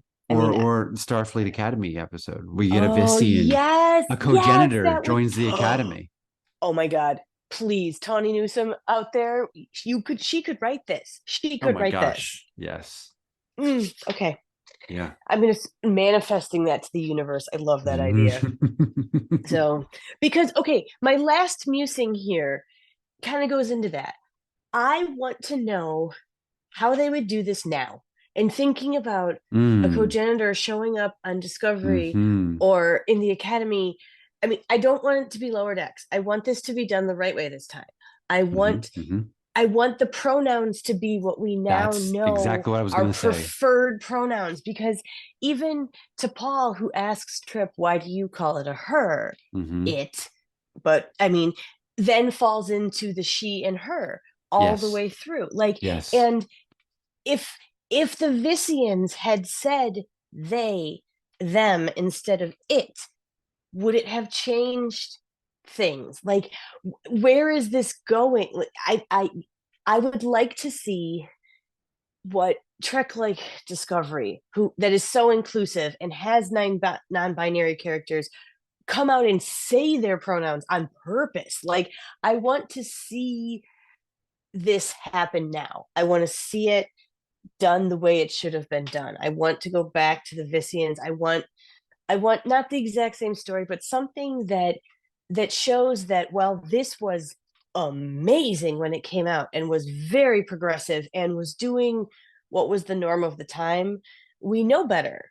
And so it's like watching TOS. You go, oh yeah, there's some things in here that just are very problematic and make me cringe, but its heart was in the right place. Like, I think Jim was saying something about that on one of his last Trek ranks about one of the Mud episodes, like the heart is in the right place kind of thing. And that's what I feel like this was. The heart was in the right place to talk about this. It just doesn't hold up to the standards and the practices and the understandings and respect levels that we have now.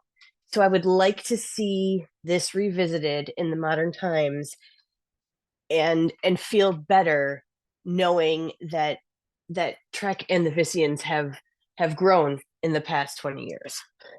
And soapbox done.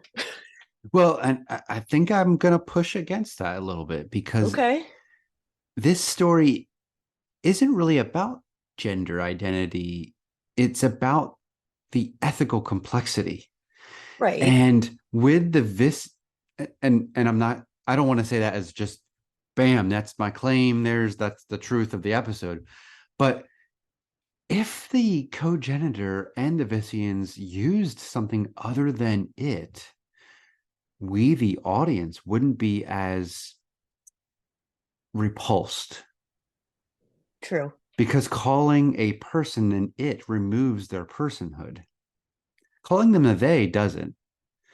And so, in years past, when I watched this episode, I think our initial intuition, our moral intuition is we're with Trip because this person isn't being treated as a person, regardless of gender, regardless of pronoun. Like, they're not being treated as a person because of the word it. And so if that was something that was not in the episode, I think some of the initial way the episode wants us to feel is removed. Now, I'm totally with you that like they just give up with the pronoun thing and just revert to female pronouns. And that is very strange. Like T'Pol should have insisted on using it. Correct. Because that's what the Vissian society has chosen to do. And maybe acknowledge like, oh, it's robbing of its personhood to us. However, this is what's the norm in this society. And until we get to know them better, we should, go with that.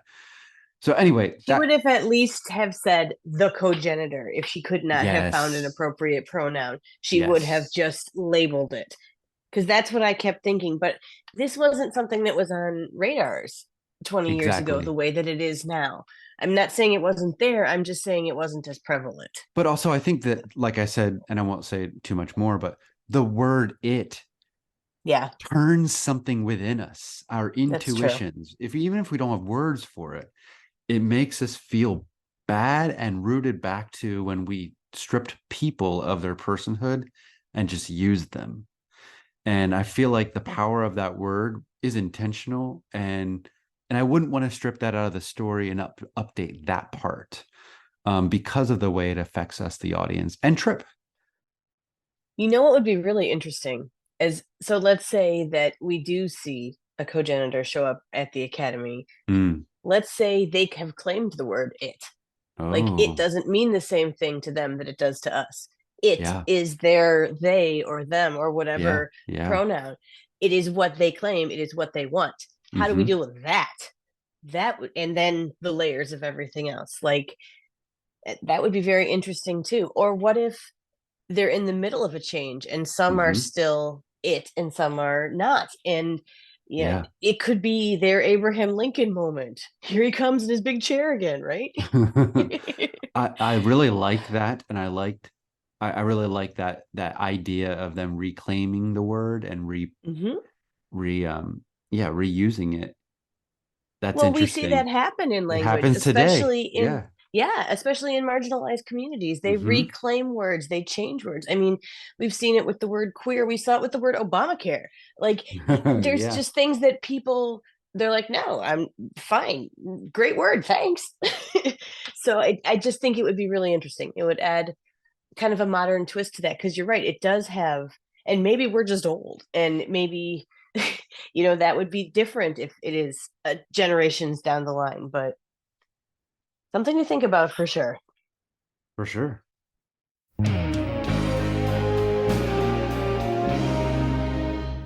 All right, so that was a ton of odds and ends for me. Let's move on to you. What else do you want to touch on that we haven't talked about yet? Well, the first one is small. Like, you start silly and small, so I'll start silly and small. I always love seeing that phase cannon prop, and the way it moves down and turns just adds so much realism to it. It's so cool. Such a great prop. And I love how it's just a big version of the handheld ones. Yeah. In a way, it's so weird, but beautiful. I like it. It feels correct. Yes. Now, the whole conversation there about how Vissian women want to have sex before they'll share a meal. Again, that's an icky thing, but also interesting, because we talk about how meals are intimate moments. Yeah, we do. And they just flipped that there. That was an interesting cultural thing that felt better than the other interactions between Malcolm and her. it felt more like Phlox's, Denobulin putting things on their heads in the dynamic between men and women. Yeah, and you know what? I think, again, doesn't this just make you want to know more about their society and more about how things work? And because, Yeah. again, context matters. Hello, thank you. Discovery brings that up all the time. Context Yeah. matters. So and we saw that with the mic drop in the asylum. Like we were talking about, they were chatting about it, and he's like, "Why are we talking about this? You can misunderstand when you don't know the culture." Boom. Yes. So it all comes back around. And the more you think about it, the more you see how well written and deliberate these choices really were, and how many parallels and strings you can see in this episode. Well, Abby, well said, because my next is imagine in Star Trek Academy a cadet Vissian cogenitor is there, and also a cadet Menk is there. Right. Oh, that would be amazing. Because they would probably be really good roommates. Yeah. Or hate each other. But they have this shared status of historical oppression, right? Yeah. Yeah. Where are you in society? You're used. Now the Menk are used for labor, and the cogenitors are used for the woman eventually going into labor. Very nice. Sorry. But with the breach, we were saying that this is trying to be Dear Doctor. Maybe this one is more trying to be Dear Doctor, because the ethics are so complicated, and it's a clash between cultural context and what is a norm. And societal norm. Right? That's what this is. But it's also like we're drawn to the plight of the oppressed as humans in Star Trek. And I think, there's always an argument, is the primary audience of Star Trek when they're writing it America, the United States? I don't know where I stand on that, but there is this deeply rooted scar of oppression in America that informs everything. Like when I taught American literature, you couldn't teach it without really delving into that history and exploring it. And so this episode really pulls at that ethical sensitivity to us. And so does Dear Doctor. And so my question, and I don't have an answer, but this is for the audience, but also for you, and you don't have to answer. I often say in trainings, hey guys, if you have a question, I don't have an answer, I have a response. How does the way we deal with the cogenitor in this one compare to the way we deal with the Menk in Dear Doctor? I feel like we just gave Snaptrack an episode idea right here. Oh, yeah, there you go. Ooh, maybe we should do like a co-episode with them if we can set that up. That would be fun to have the four of us chat about those 2 episodes. So they usually do them from different series, but all right, putting that out in the universe too. There you go. Yeah, I mean, I want to hear what you all think. Like, we're always collecting mailbag stuff. So like, yeah, I want to hear how you're wrestling and grappling with this, the 2 presentations of marginalized people within societies and how the Enterprise crew navigates that complexity. And you know what? I have to say that one of the things that connects these 2 episodes too, it just came to me, is they both have incredibly awesome lighting. So if you need even one more reason to watch these 2 back to back and really give yourself an ethical quandary that'll keep you up at night. Oh, that sounds fun, doesn't it? But the lighting in these 2 will just soothe you. It is gorgeous in both episodes. I remember calling it out when we did Dear Doctor because it was just amazing. And I remember you saying to me when you did your Treks for All Time that you got to live in that scene for a long time, and it was beautiful because the lighting, and I could not agree more, because anyways, the mess hall scene is the one you're referring to, right? The mess hall scene.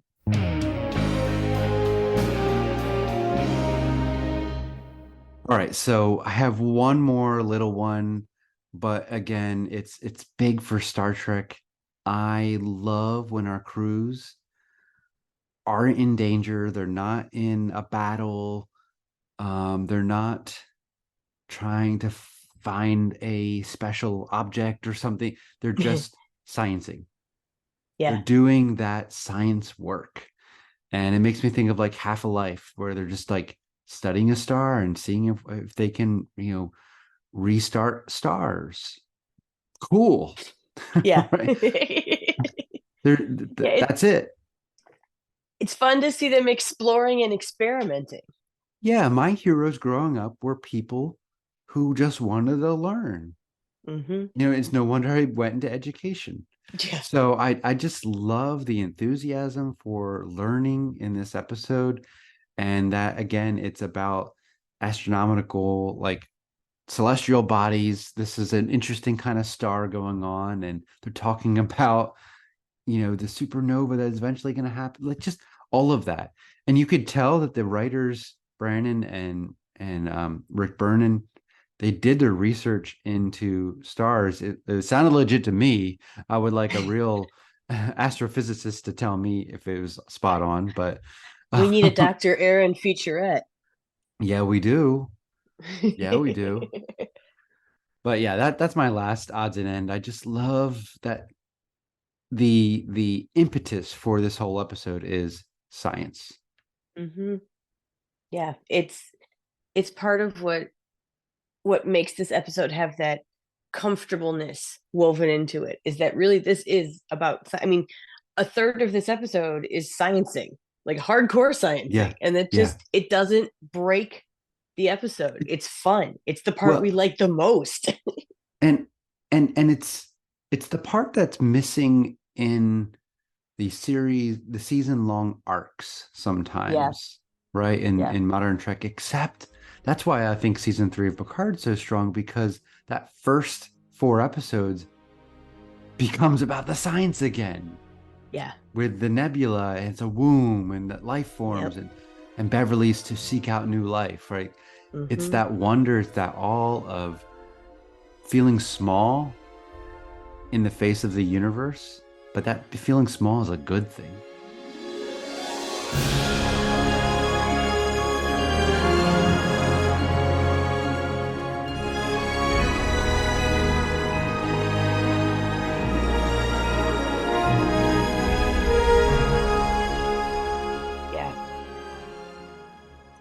All right. So I think I hear a dog barking.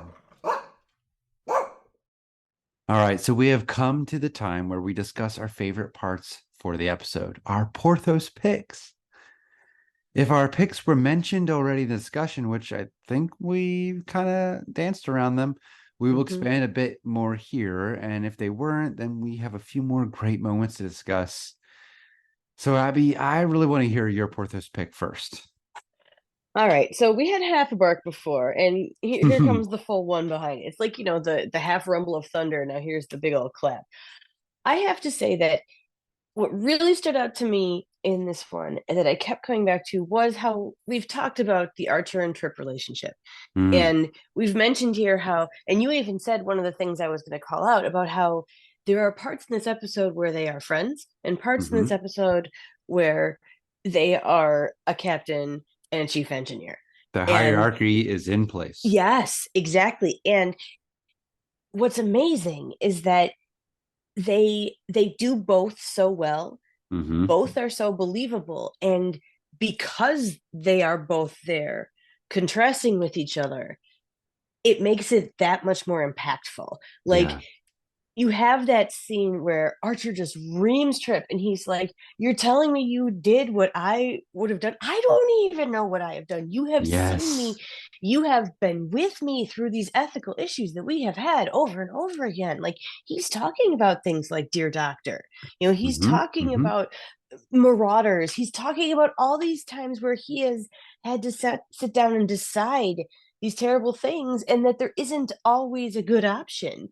Somebody's always going to have hard feelings, and that's friend to friend. That's him going, "You are in my inner circle. I trust you enough to ask for your advice, and you just betrayed me. And why? Mm-hmm. Why? And the answer why that nobody has to voice is because Trip knew that he shouldn't be doing this. He Yeah. knew this was not really okay deep down. Yep. Even if he thought the treatment was unfair, even if it wasn't what he would do, even if he knew it wasn't right, this wasn't his place and he knew it. He knew it damn well. That's why he snuck around. Yeah. Otherwise, he'd just be walking up and down. He would have brought her into engineering in broad daylight. They wouldn't have crawled through stuff. Like, no. So that's why it hurt Archer as a friend. And then when he has to turn it on and be the captain right there, like, that hurts him as captain. And it makes him and all of his ship and the crew look bad to a whole species. Like, this has been all that they know of this, and it was not good. And then it got even worse. Like, so they both know he's responsible. They both agree to that. That's why Archer didn't have to say anything after dismissed. That's why it was so devastating there. So to see that 1-2 gut punch of that relationship that we have seen since the very first episode hit this really low point was so impactful that I couldn't not call that out. And we've talked about both parts of that, but it's really the combination where you see the deep disappointment and hurt in both ways that they're connected that gets me this episode. Well, and honestly, you reminded me of a decon I forgot. Oh, okay. This time around, I was pissed that Trip wasn't demoted. Like, or wasn't in the brig. Like, what was or confined to quarters? What were the consequences besides someone dying and him feeling bad? Yeah. Like, obviously, we know he's devastated. This is a turning point for him, but Archer needs to make a visible show to the crew about this and to Trip. Like, well, what he did was what friends do with friends. That was the emotional part. He's like, I know you're going to feel bad for this, and I'm going to let you because you were wrong. Yeah. He didn't do the captain part of it as follow through. And that's another scene. Like, take out the whole Malcolm thing, or just make them share cheese and ice cream, like dairy. Woo! That's the Wisconsin girl. But let that be a scene where something happens there too, or he loses his privileges to something, or somebody else gets to pick the movies now, or whatever. Make it someone died and you can't pick movies anymore. Well, I know that was not the right thing. I was just trying to think of something we've seen him do. No more fancy breakfast in the captain's mess. You gotta go get the reconstituted eggs, not the but fresh honestly, eggs. Something like that. Like, you're removed from the captain's table. Yeah. Or maybe this is a new journey. Like, we already know Trip is set up to be in a very low spot. But by the end of season 3, he is commanding Enterprise. And standing in between the Vulcans and the Andorians. And all that kind of stuff. He could be earning that pit back. From this moment. Like, I really wanted him demoted. If Tom Paris gets demoted for not killing anyone. He didn't kill anyone. But okay, but that is there are a lot more directives and rules and protocols later on. Probably because of stuff like this. Because they look back and go, that should have been something. We didn't have a protocol. Now we're going to. But someone died, right? Absolutely, absolutely. Something should have happened. So I know, and artistically, the episode ended on the perfect note. Further dialogue would have been clunkier or whatever, but he could have just ripped the pip off his collar and then turned around, right? And then just something like that. Anyway, sorry to bring us back to the decons, but I forgot to say that, and your pick perfectly went with that. So I'm sorry. No, that's okay, because I actually thought of another musing, which I'm just going to throw out there. Do it. How would this have been different if they had cast a male to play the cogenitor? Ooh, Just like we always say that about the Outcast in the TNG. outcast. Yeah. I think this would have been interesting. Somebody like, what was his name? The guy who played Trent in Angel One.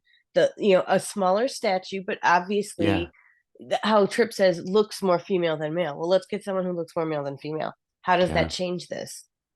I mean, there Yeah. wasn't a romantic thing at all, but it changes how the perception of that women or female presenting or Like typical, Trip's they need to desire to rescue. protect, right? Protect and Rescue, rescue. yes. It's like a prince and princess thing. So, I just think it would be interesting. Another what if. So, Yeah. because we And know that there was plenty of misogyny going on in Enterprise. So, well, and how would that affect the viewer too? exactly. Because Exactly. these intuitions are in all of society, right? Correct. So that would be very interesting. Similar to the it conversation we had. Mhm. Exactly. All right. So back to Porthos. You have one for us. What got your dogs barking tonight? Oh, Well, jeez. It's way too late. no, that just made me laugh because that's an idiom that means my feet are tired, right? Yeah. And I've said that in the past. My wife has never heard that idiom, so that's a joke for us now. She's like, "You just made that up." I'm like, no, that's an idiom.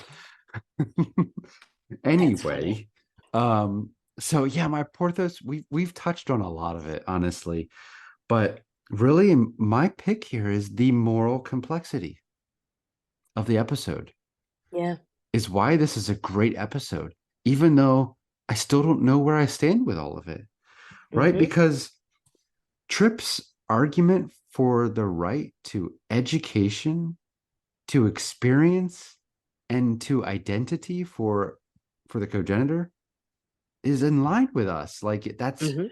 completely in my moral intuition, and it's gosh darn it, it's like a lot of that's in our constitution, and in Yeah. a lot of constitutions around the globe. So it's very strong in the Star Trek values that it values an individual's right to education, experience, and identity. But then this episode turns that on its head, and that's the wrong, it could be argued to be the wrong thing to value in the episode. Yeah. And pursuing those core Star Trek values resulted not in life, but in death. Death. Ah, it Exactly. just screws with your whole moral, certainty. And I love that. I love that about this episode.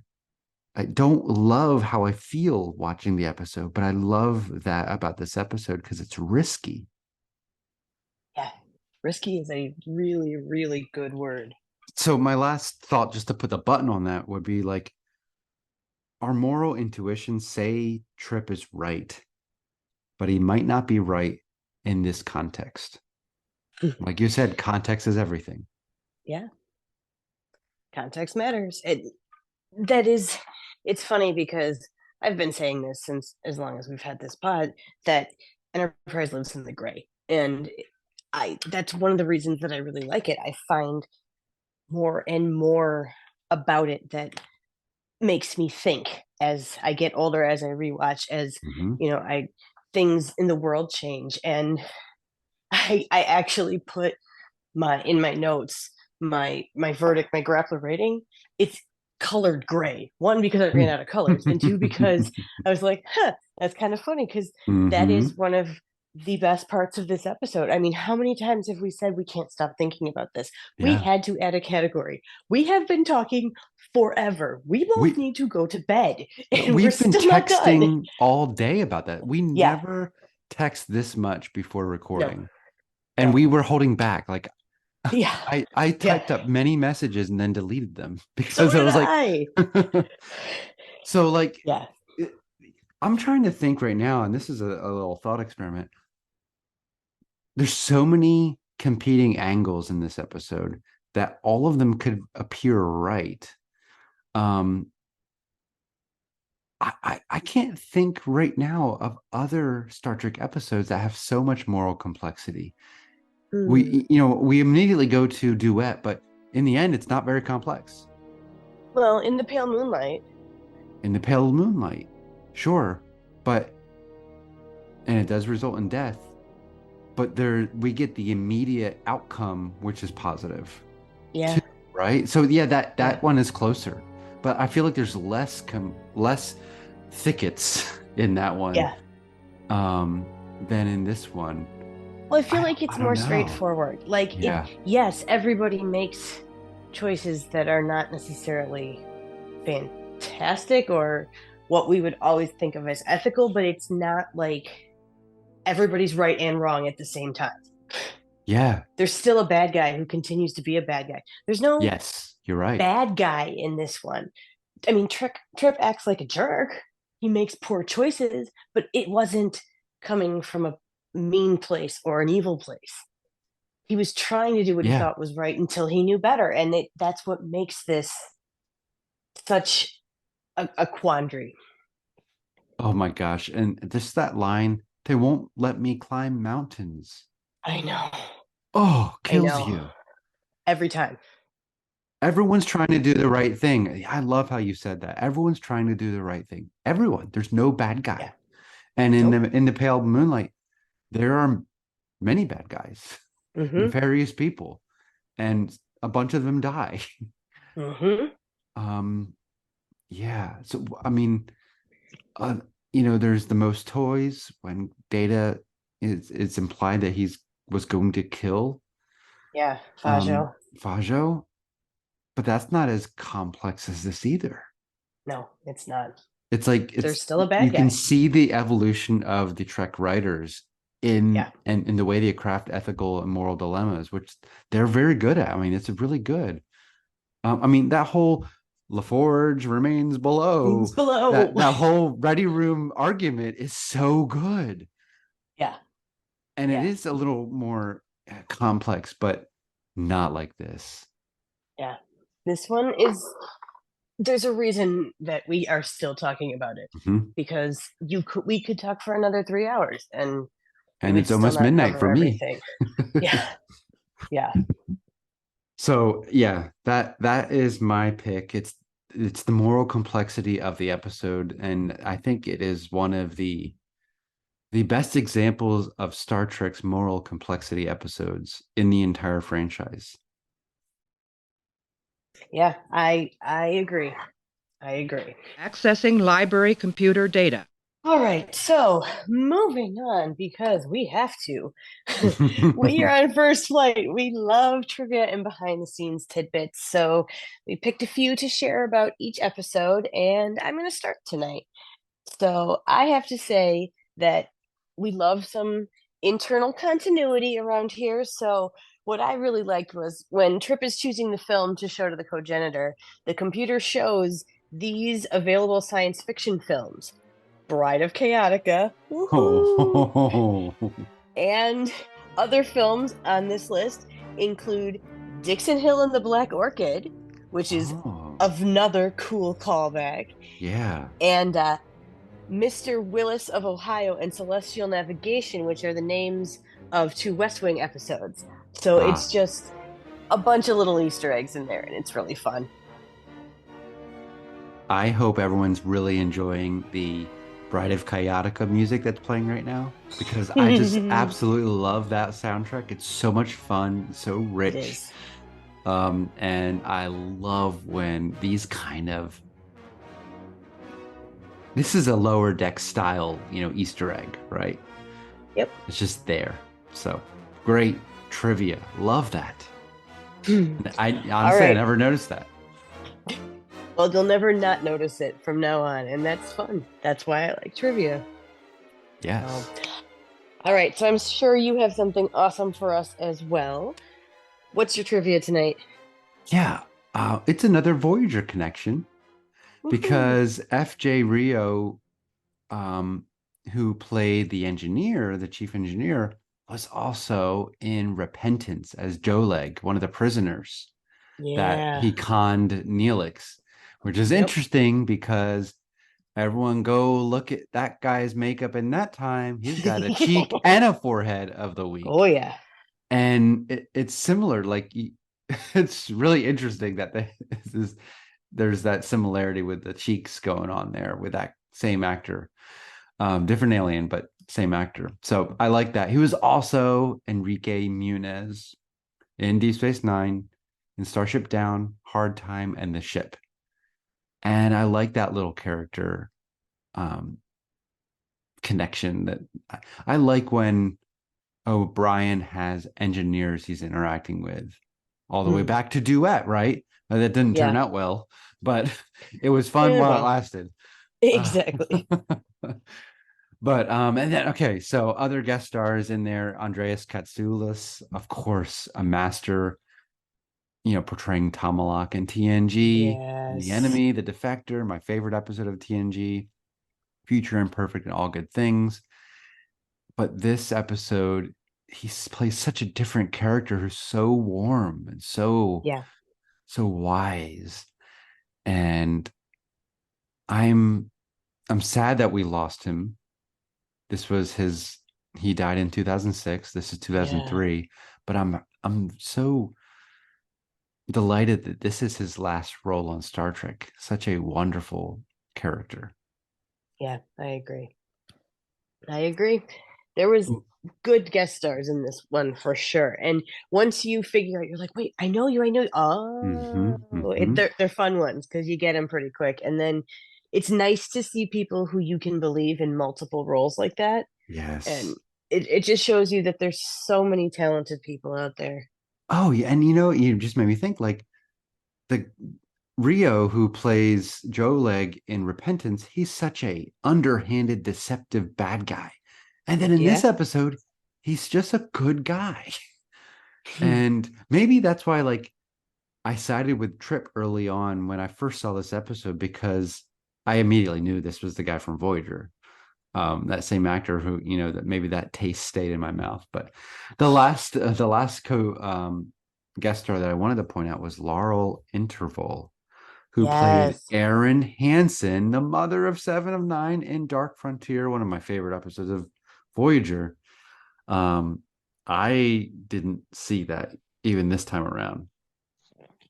So the makeup really hit her, and her performance is so different. Voice too. She has a very controlled voice in this one, where she had a very emotional voice as Seven's mom. Because she's a mom in that. Exactly. Right? And bad things are happening. And she wants to be a mom in this one. I love all these Voyager connections and TNG connections, and they're all part of the Star Trek family. And I like that when these guest stars get to pop in all over the franchise. Yeah, it's nice. Sci-fi likes to take care of its own, and that's another reason why it's wonderful. And that's why I hope someday we see Mary Chieffo without prosthetics, because that's the power of sci-fi. You can have the same actor playing all. I mean, Vaughn Armstrong, right? Jeffrey Combs. So we need to see more of that tradition in modern Trek.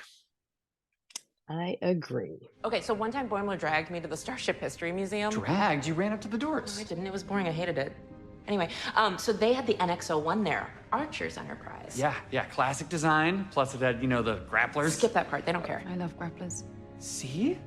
Well, it's come to the time for our final thoughts and grappler ratings, and this is a doozy to rate. So, Abby, do you want to go first and give us your grappler rating between 1 and 10 with half grapplers available? How would you rate Cogenitor? Okay, so I literally have been thinking about this for a week, and this is probably the absolute hardest one that I have had for the entire series so far, not just this season, but for both of them, because I keep sitting here and I'm thinking, okay, so there's 3 plots. I absolutely adore the Archer one. I can't stop thinking about the Trip one, especially when I keep thinking about how I would wish it to see with a modern twist. And the Malcolm one totally squicks me out. So like that would be, okay, well, like 2/3. Well, but no, because Enterprise lives in the gray. Like I said, this comment in my notes is gray, because this is what I love about this show. And I can't stop thinking about this episode. And I was thinking the other night too about, I was talking to my daughter, and she is like a rule follower. Like, if this is the rule, this is what she's doing. And Yes. why would you think about doing anything else? She can't understand why people break the rules. Like, if we go to an outdoor park and somebody is parking on the lawn instead of a parking spot, she's like, that's not a parking spot. Why are they parking there? And I want her to understand rules, and I want her to follow rules, and I want her to also fight against unjust rules. Yes. And this is what this is. This is that same type of dilemma. Like, when do you break rules? When is it okay to break rules? When is it the right thing to do to break rules? And when is a rule not an important rule? Like, oh my God, that's what this episode is about. I got to jump in because I just had an experience with my daughter today when I picked her up from school. She likes rules too, except at home she likes to break them. But at school she likes rules and structure. And she was saying how she was bothered at lunch because this custodian often just takes a fruit cup and gives it to one of her friends without paying for it, or my daughter doesn't know. And she wants it to stop because you have to pay for things. That's the rule. And I talked about how there might be reasons why this child is being given more food, because this might be the only way, the only time they get food. And this custodian might know that. It might be paying for it when you don't see it. Right. Or not. But still, like, we got to think of, there's other reasons. There could be. Yeah. So, like, that was a really reasons cool matter. moment, and reasons matter. And I love when the universe is aligning, and the Star Trek episode and your thoughts are aligning with what just happened today. So, sorry, I had to put that in there. No, that's okay, because that's, when I first started watching this, I'm like, oh man, this is going to get a lot lower than I expected. I always think so much of this one.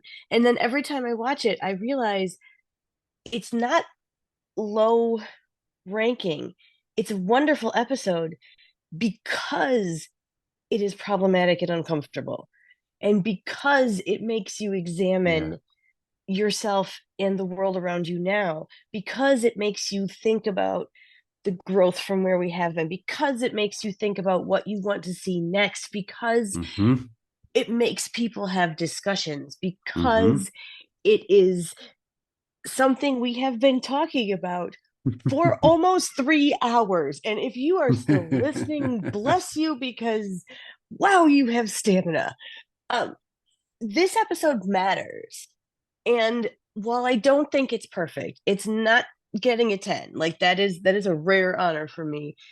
It is good. And it is one that I wish we discussed this episode and its ethics the way we discussed Tuvix. So let's make this the next Tuvix. Let's make this the one that some people will stake aside. Some people will see both sides. Some people will argue from experience. Some people will, have their eyes open. Some people will, have feuds. There will be new memes. Like, we can do all sorts of stuff, because this is an episode that I wanted to talk about, and I still want to talk about, and I've been talking about it for 3 hours. So this one gets a 9 out of 10 for me, and I surprise myself with that number, but I can't stop thinking about it. So it deserves that honor. Yeah, this episode challenges your beliefs and your interpretation of right and wrong. And when a piece of art does that, it's literally changing who you are. You're growing from it. How can you not rate something highly if it's doing that? Right? Not every episode of Star Trek does that. Nope. So I'm giving it, I originally had a 9 written down, but I'm giving it a 9.5. Nice. Because I think we could continue talking for another 3 hours. And honestly, I'm really excited to hear from you guys out there. Yes, please. Because we're talking with our ideas, but I know you're driving in the car or you're doing something and you're having your own conversation, adding new layers and new perspectives on this. I mean, we're teachers, so like we always want to pose questions and see what happens. with all these various viewpoints. Literally today, I texted Yeah, Abby, you did.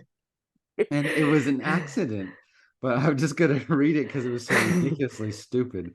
But But man, perfect. I have to scroll a lot because we did text a lot today. My goodness. Okay. Yeah. So I texted this at 11 o'clock in the morning. On I'm a work listening day. on a work day. I'm listening to Cogenitor. This question came to my mind. How is the treatment of the Cogenitor different than the treatment of the Menk? Does this question support Tripp's actions? And as I was forming that, I just heard my teacher speak saying, in your response, be sure to cite the text and address counter arguments. Just like this, but this is an episode that you can do that with. You can do that with. Because there's so much there. Mm-hmm. Yep, because there's plenty of counter arguments and they're all right. Right? Yeah. Yeah. And I think everybody feels this one differently depending on your experience in life, your experiences, exactly, your interactions. Like this one gets everybody hopped up, and that's, like you said, what good art does. And I feel like this episode is a way, like all good science fiction, it is a way to discuss sensitive cultural issues removed from the context of our own culture. Yeah. So in a way that people of all different political persuasions or whatever could engage in this conversation, hopefully remove from their bias in certain ways. And that's what I think that's the power of Star Trek when it can function in such a way that it forces us to see an issue with as little of our bias as we possibly could. I mean, there's no way to remove it completely, but I love this episode. Yeah, it's a springboard for more thinking and more discussion, and that's incredible. All right, we're wrapping this up. So before we do, let's go through a quick recap of the pros we had for Cogenitor. So run us through your picks, Chris. All right. At number 1, I have the Vissian captain and Archer discussing literature and my whole conversation about how so much literature is exploring the human condition, just like Star Trek does. So that is my first pick. My next pick is the T'Pol trip scene, where T'Pol is just a boss. My next, that's it. The next pick is the final Archer trip scene, which is very powerful and it's very heavy and devastating. My view screen on is that same scene, but when Archer is out of focus in the foreground and Trip is just left in the background, just kind of devastated. And so my Porthos pick is that Trip's arguments for education, experience, identity are at the core of Star Trek, but within the context of this episode, they're wrong. Or it's not so clear that they're right. So the moral complexity is what I'm picking there. Beautiful choices. It's hard to even summarize these choices in this recap. It's a nebulous episode, so it's got nebulous categories. All right, you take us through yours. I want to hear them again. Here's mine. All right. So my first one was the relationship between Archer and the Vissian captain Drennick and their time in the solar exploration. My second one was how T'Pol and Phlox were used as those other perspectives outside of the human one in this episode, and how they had multiple interactions with Trip and each other in different combinations and with Archer, and just really added that valuable depth to this episode. My third was the discussion of asylum and how everybody in there was really trying hard and everyone was right and everyone was wrong, and the complexity there. My view screen was Trip sitting on the counter in sickbay and chatting up Flux, and just the hominess of that feeling that this is such a natural thing. It was very comforting and a breath of fresh air in this heavy episode. Yeah. And my Porthos was the dynamic that we got to see between Archer and Trip, both friend to friend and captain to commander. You know, it really showed, and the 1-2 punch of disappointing and hurting both of those people in your life. And it was brutal, but it was impressive. My chronometer's running backwards, sir. Incoming transmission. You read my letter? So obviously, we have reminded you, and we're reminding you one more time, we like getting feedback. We want to hear your thoughts. We love putting them in the mailbag episode. We were just talking about how we're going to have another one at the end of this season, which is rapidly approaching. So I would love if this episode got its own category. Yeah. Because we just had so much discussion. We want to know. We want to hear the back and forth. Be kind, be open.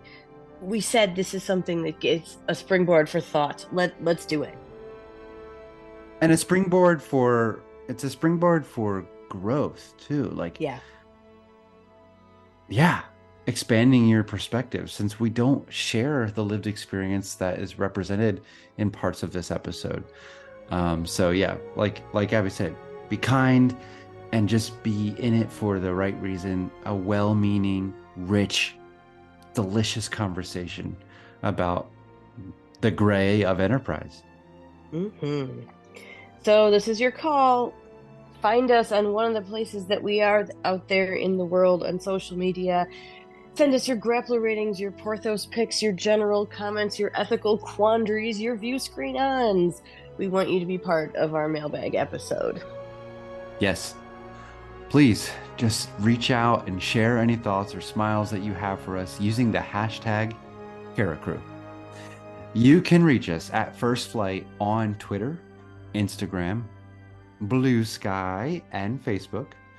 We're also on YouTube under the Tricorder Transmissions Network. And you can reach me personally on Twitter at Shelf Nerds and on YouTube at the channel Completing the Shelf, where Abby alluded to, I have a video essay in my Treks for All Time series on Dear Doctor, which will be a good companion to this discussion. So check that out. Abby, where can we find you? Well, the best place is still on Twitter, and that's Abby M. Summer, SOMMER. But I'm also trying to really push myself into the blue sky and get over there. But fall is busy around here, so be patient. Find me. I will respond if you reach out. Yes. And when you do reach out, we just thank you for the time you spent to craft your thoughtful comments. And we thank you for spending this time with us.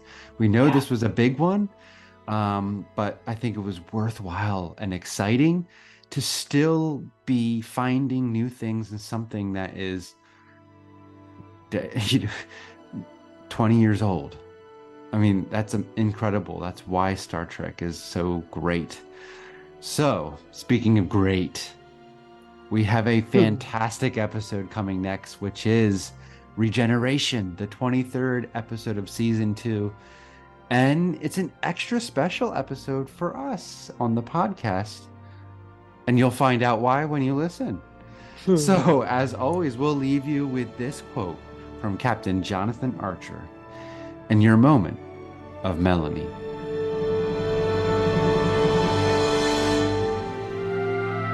The most profound discoveries are not necessarily beyond that next star.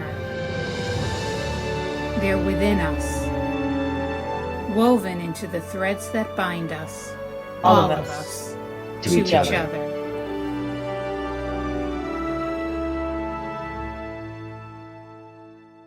And tonight we are discussing Cogenitor, the 22nd episode. I just heard in my head, 22nd. Yep. That's me right there. Yeah, that's funny. Okay. Tonight we gotta laugh. We gotta loosen up, right? Uh-huh. Oh my Sure gosh, do. I did not notice it was LeVar Burton. Ooh. Yeah. Okay. Yeah. Explain some of the directorial choices because they're beautiful. Oh my gosh, yes. Yeah. Tonight we're discussing Cogenitor, the 22nd. I did it. Oh my god. This is gonna be the best button ever.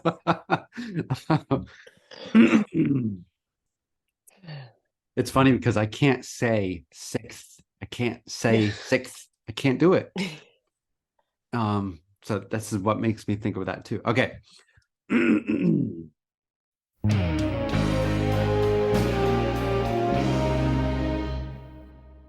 So, Abby, I want to hear what you thought about caves. Okay, but first I have to tell you that when you were reading that, all I could think was 23rd. I'm never going to look at one of those again without laughing. And every time we end, it's going to have the wrong one. Yeah. So, all right. Caves. Oh my goodness. Like, first of all, just the fact that it showed the love of caves and all of like the inside jokes and the little they always look Easter the same. Eggs. Yeah, exactly. And Mariner says that what is it that the rock beats hundreds of years of technological innovation or something like that. Yes. Like, oh my God, did I laugh at that? It was just way too funny. And yeah, I was wondering too, like when we get to the Vidorians, they had all those different head symbols. Yeah. I'm wondering if those are some sort of like Easter eggs or deep callbacks or something too, because they looked too intentional to not be somebody's, like, are they the buttons for a certain video game controller or something? I hope somebody figures that out. I hope Jorg comes on Twitter in the next couple days and tells us what it is, because happening. Of course he knows. But as soon as I saw that, I was like, ooh, I think that's something. So yeah, I loved it. I love that animated series. Like, yes, big piece. Like, this is these are they're not even antagonists, but they're a driving force of the episode. Exactly. And you know what, for all those people who are out there going, oh yeah, the animated series isn't canon, well, you can't really argue now because it's everywhere and it's canon. We've had giant Spock skeleton, so exactly, like, get over it. It is. And then these characters were on Strange New Worlds and live action, so it shows it's all connected. So, no, it was wonderful, and I really liked that it was a different way to do a clip show. Yeah, and it was all clips that we hadn't seen before, and my heart with Tendi in this one, like, go, she's just I want to hug her. She's just so honest and earnest, and sweet is not the right word, but like, she's just genuinely kind all the way deep down. And it's so beautiful to see that represented as something that is good and okay and positive, and not just something that somebody takes advantage of.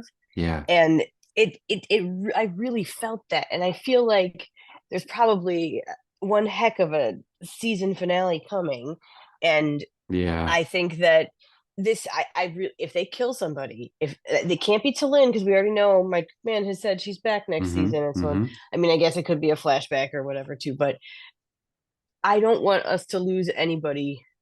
I mean, I know they never die. They go see Black Mountain and the Koala and they come back, but like, no, keep they found each other again. This one made me take a deep breath and feel better, especially after spending a week thinking about cogenitors. Like, this one was just like, yes. It was just, I want to rewatch this one over and over again. It might be my favorite of the season so far. The only bad thing is, I know we completely agree with this, and Melanie said the same thing, that broken leg was too much. I was shivering. It was, I felt it. And I think, I mean, we've both had some pretty major knee issues, and like, anything that's in a joint or like around, like, knee adjacent. Pain, I know. Yes, yes. He's like hobbling, and I'm like, oh Oh, my God, I know. Oh, but everything else was perfection. I Perfection. I just really liked it. I got so much delight from them saying, "Oh, these things are putting off chronotons." Yeah, I love chronotons. I just love it every time they're there. I think my love of them started in Relativity when Janeway's Mm. chronoton standard of point 0.3 or whatever it was, right? And she's remembering Yeah. that over Yep. years. Yep. I Yep. love chronotons. I love all the gags in the cave. And another, I don't know if this is intentional, but knowing Mike McMahon, probably the callback to Moss and Yes. scanning Moss back Yes. to Keshan, Mm-hmm. um, with his eyes open. With Is his that eyes right? open. Yeah, Yep. yeah. I was gonna say Keshan when he was a puppet. Because that's what it should be called. It should be called that. But I love that episode. Honestly, on my YouTube channel, I have a whole video essay like celebrating that one episode of Lower Decks. It's so good. But that line where I joined Starfleet to scan Moss. Yeah. What? And here we have them scanning Moss. It's so I good. know. I So know. good. And it's the kind of humor that is done with so much deep love, and Mhm. they do it every time. Like, Yeah. but this one, especially this one, it wasn't designed. It's the only one we haven't seen the whatever ship stealing the people in this other ships. Yeah. There was no connection to the bigger plot in this one. It was just a breath. It was a pause. It That's was why I our think little they're going to family. absolutely kill us next week. It was our little family unit back together. That turbo Yeah. lift scene was so Yes. incredible, but and it was incredible because we were back in like the Yeah. second first episode, the episode. first episode, yeah, Yeah. Yeah. of the series. So now we're further so far along, we can be referencing ourselves and going Yep. back to the pilot, just like Relativity, actually. So yeah, I loved that episode. Yeah, it's definitely top 3. I haven't ranked the season in a couple weeks now, but definitely top 3. Yeah, it's high up there. And what's funny is I find that with modern Trek, not every time, but the majority of the time, it's episode 8 or 9 of a season that's my favorite. And I don't know why, but like Like those Broken ones just Pieces in Picard season 1 is similar to this, like characters just together talking, yeah, and connecting. it's I don't know if the pause before the big push at the end, that's probably what it Mhm. is because they're all so short now, but Yeah. it's I like that. I'm Mhm. not saying I dislike anything more serious. I mean, those are the ones that I hold up there, but for just comfort and a moment of a breath in a busy season, We this love was these it. people. We love Yeah. the people. Yeah. Yeah. Yeah. And it felt like you were really there with them this time. And that was part of it too. And it was cool to have Tahana in a different situation. Yeah. Yes. And I am glad this is now that Trip was not the only one to have, an Yeah. unexpected pregnancy. Like that pulled in the title there. Oh my gosh, they should have had a line. Oh no, what's this on my wrist? No, not wrist nipples, not wrist nipples. Oh my God, they totally should have. Because can I just still hear that. think Trips Nipples is like the best band name out there. Trips Nips, right? Yeah. Yeah. Yeah, we get Okay. Tucker Tubes and Trip Nips, all this stuff. All right. On that note, it is unbelievably late. Yeah. And you are gonna have so much editing. But this was so good. It was nice to like take a break from Cogenitor and just live in Lower Decks Yeah. for 20 something minutes. Yeah. And enjoy that.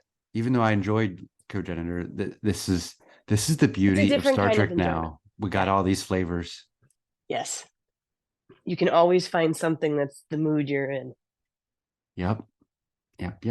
So, as always, everyone, thank you for listening so long, even to the button. We tried to keep this one short. And Abby, thank you for being such a good conversational partner with a difficult episode. I think we really got some good ideas out of this that we constructed the bed together. And that's the best thing to do. Love it.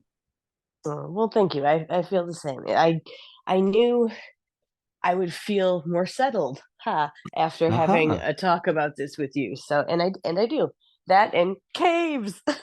It's just gonna be whenever I'm grumpy now, I'm just gonna have to have somebody just come up and yell caves at me, and I'll be like, yeah, you know what? Huh. Well, and we have to share that you chose to teach a certain syllable type today with your students by using the word caves. Yes, and the picture was a cave entrance with moss around it. Oh, perfect. It was Perfect. intentional. It was intentional. I love it.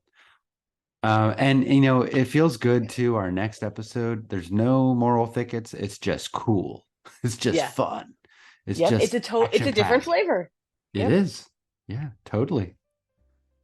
Yeah, a flavor that we all love scooping into that first contact ice, bucket. Somebody should make a first contact ice bucket. I bet they sold it at Bozeman, Montana in Lower Decks. Totally. And I meant like a bucket of ice cream, but it's almost 12:30, so I said ice bucket. So we better end it there because words are failing me now. Yes.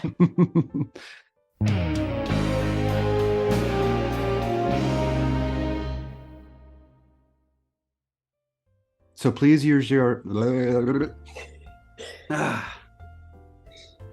So please you're just 20 seconds. So please oh my gosh. I got like too much spit in my mouth. I can sense all the spit in there. We got this.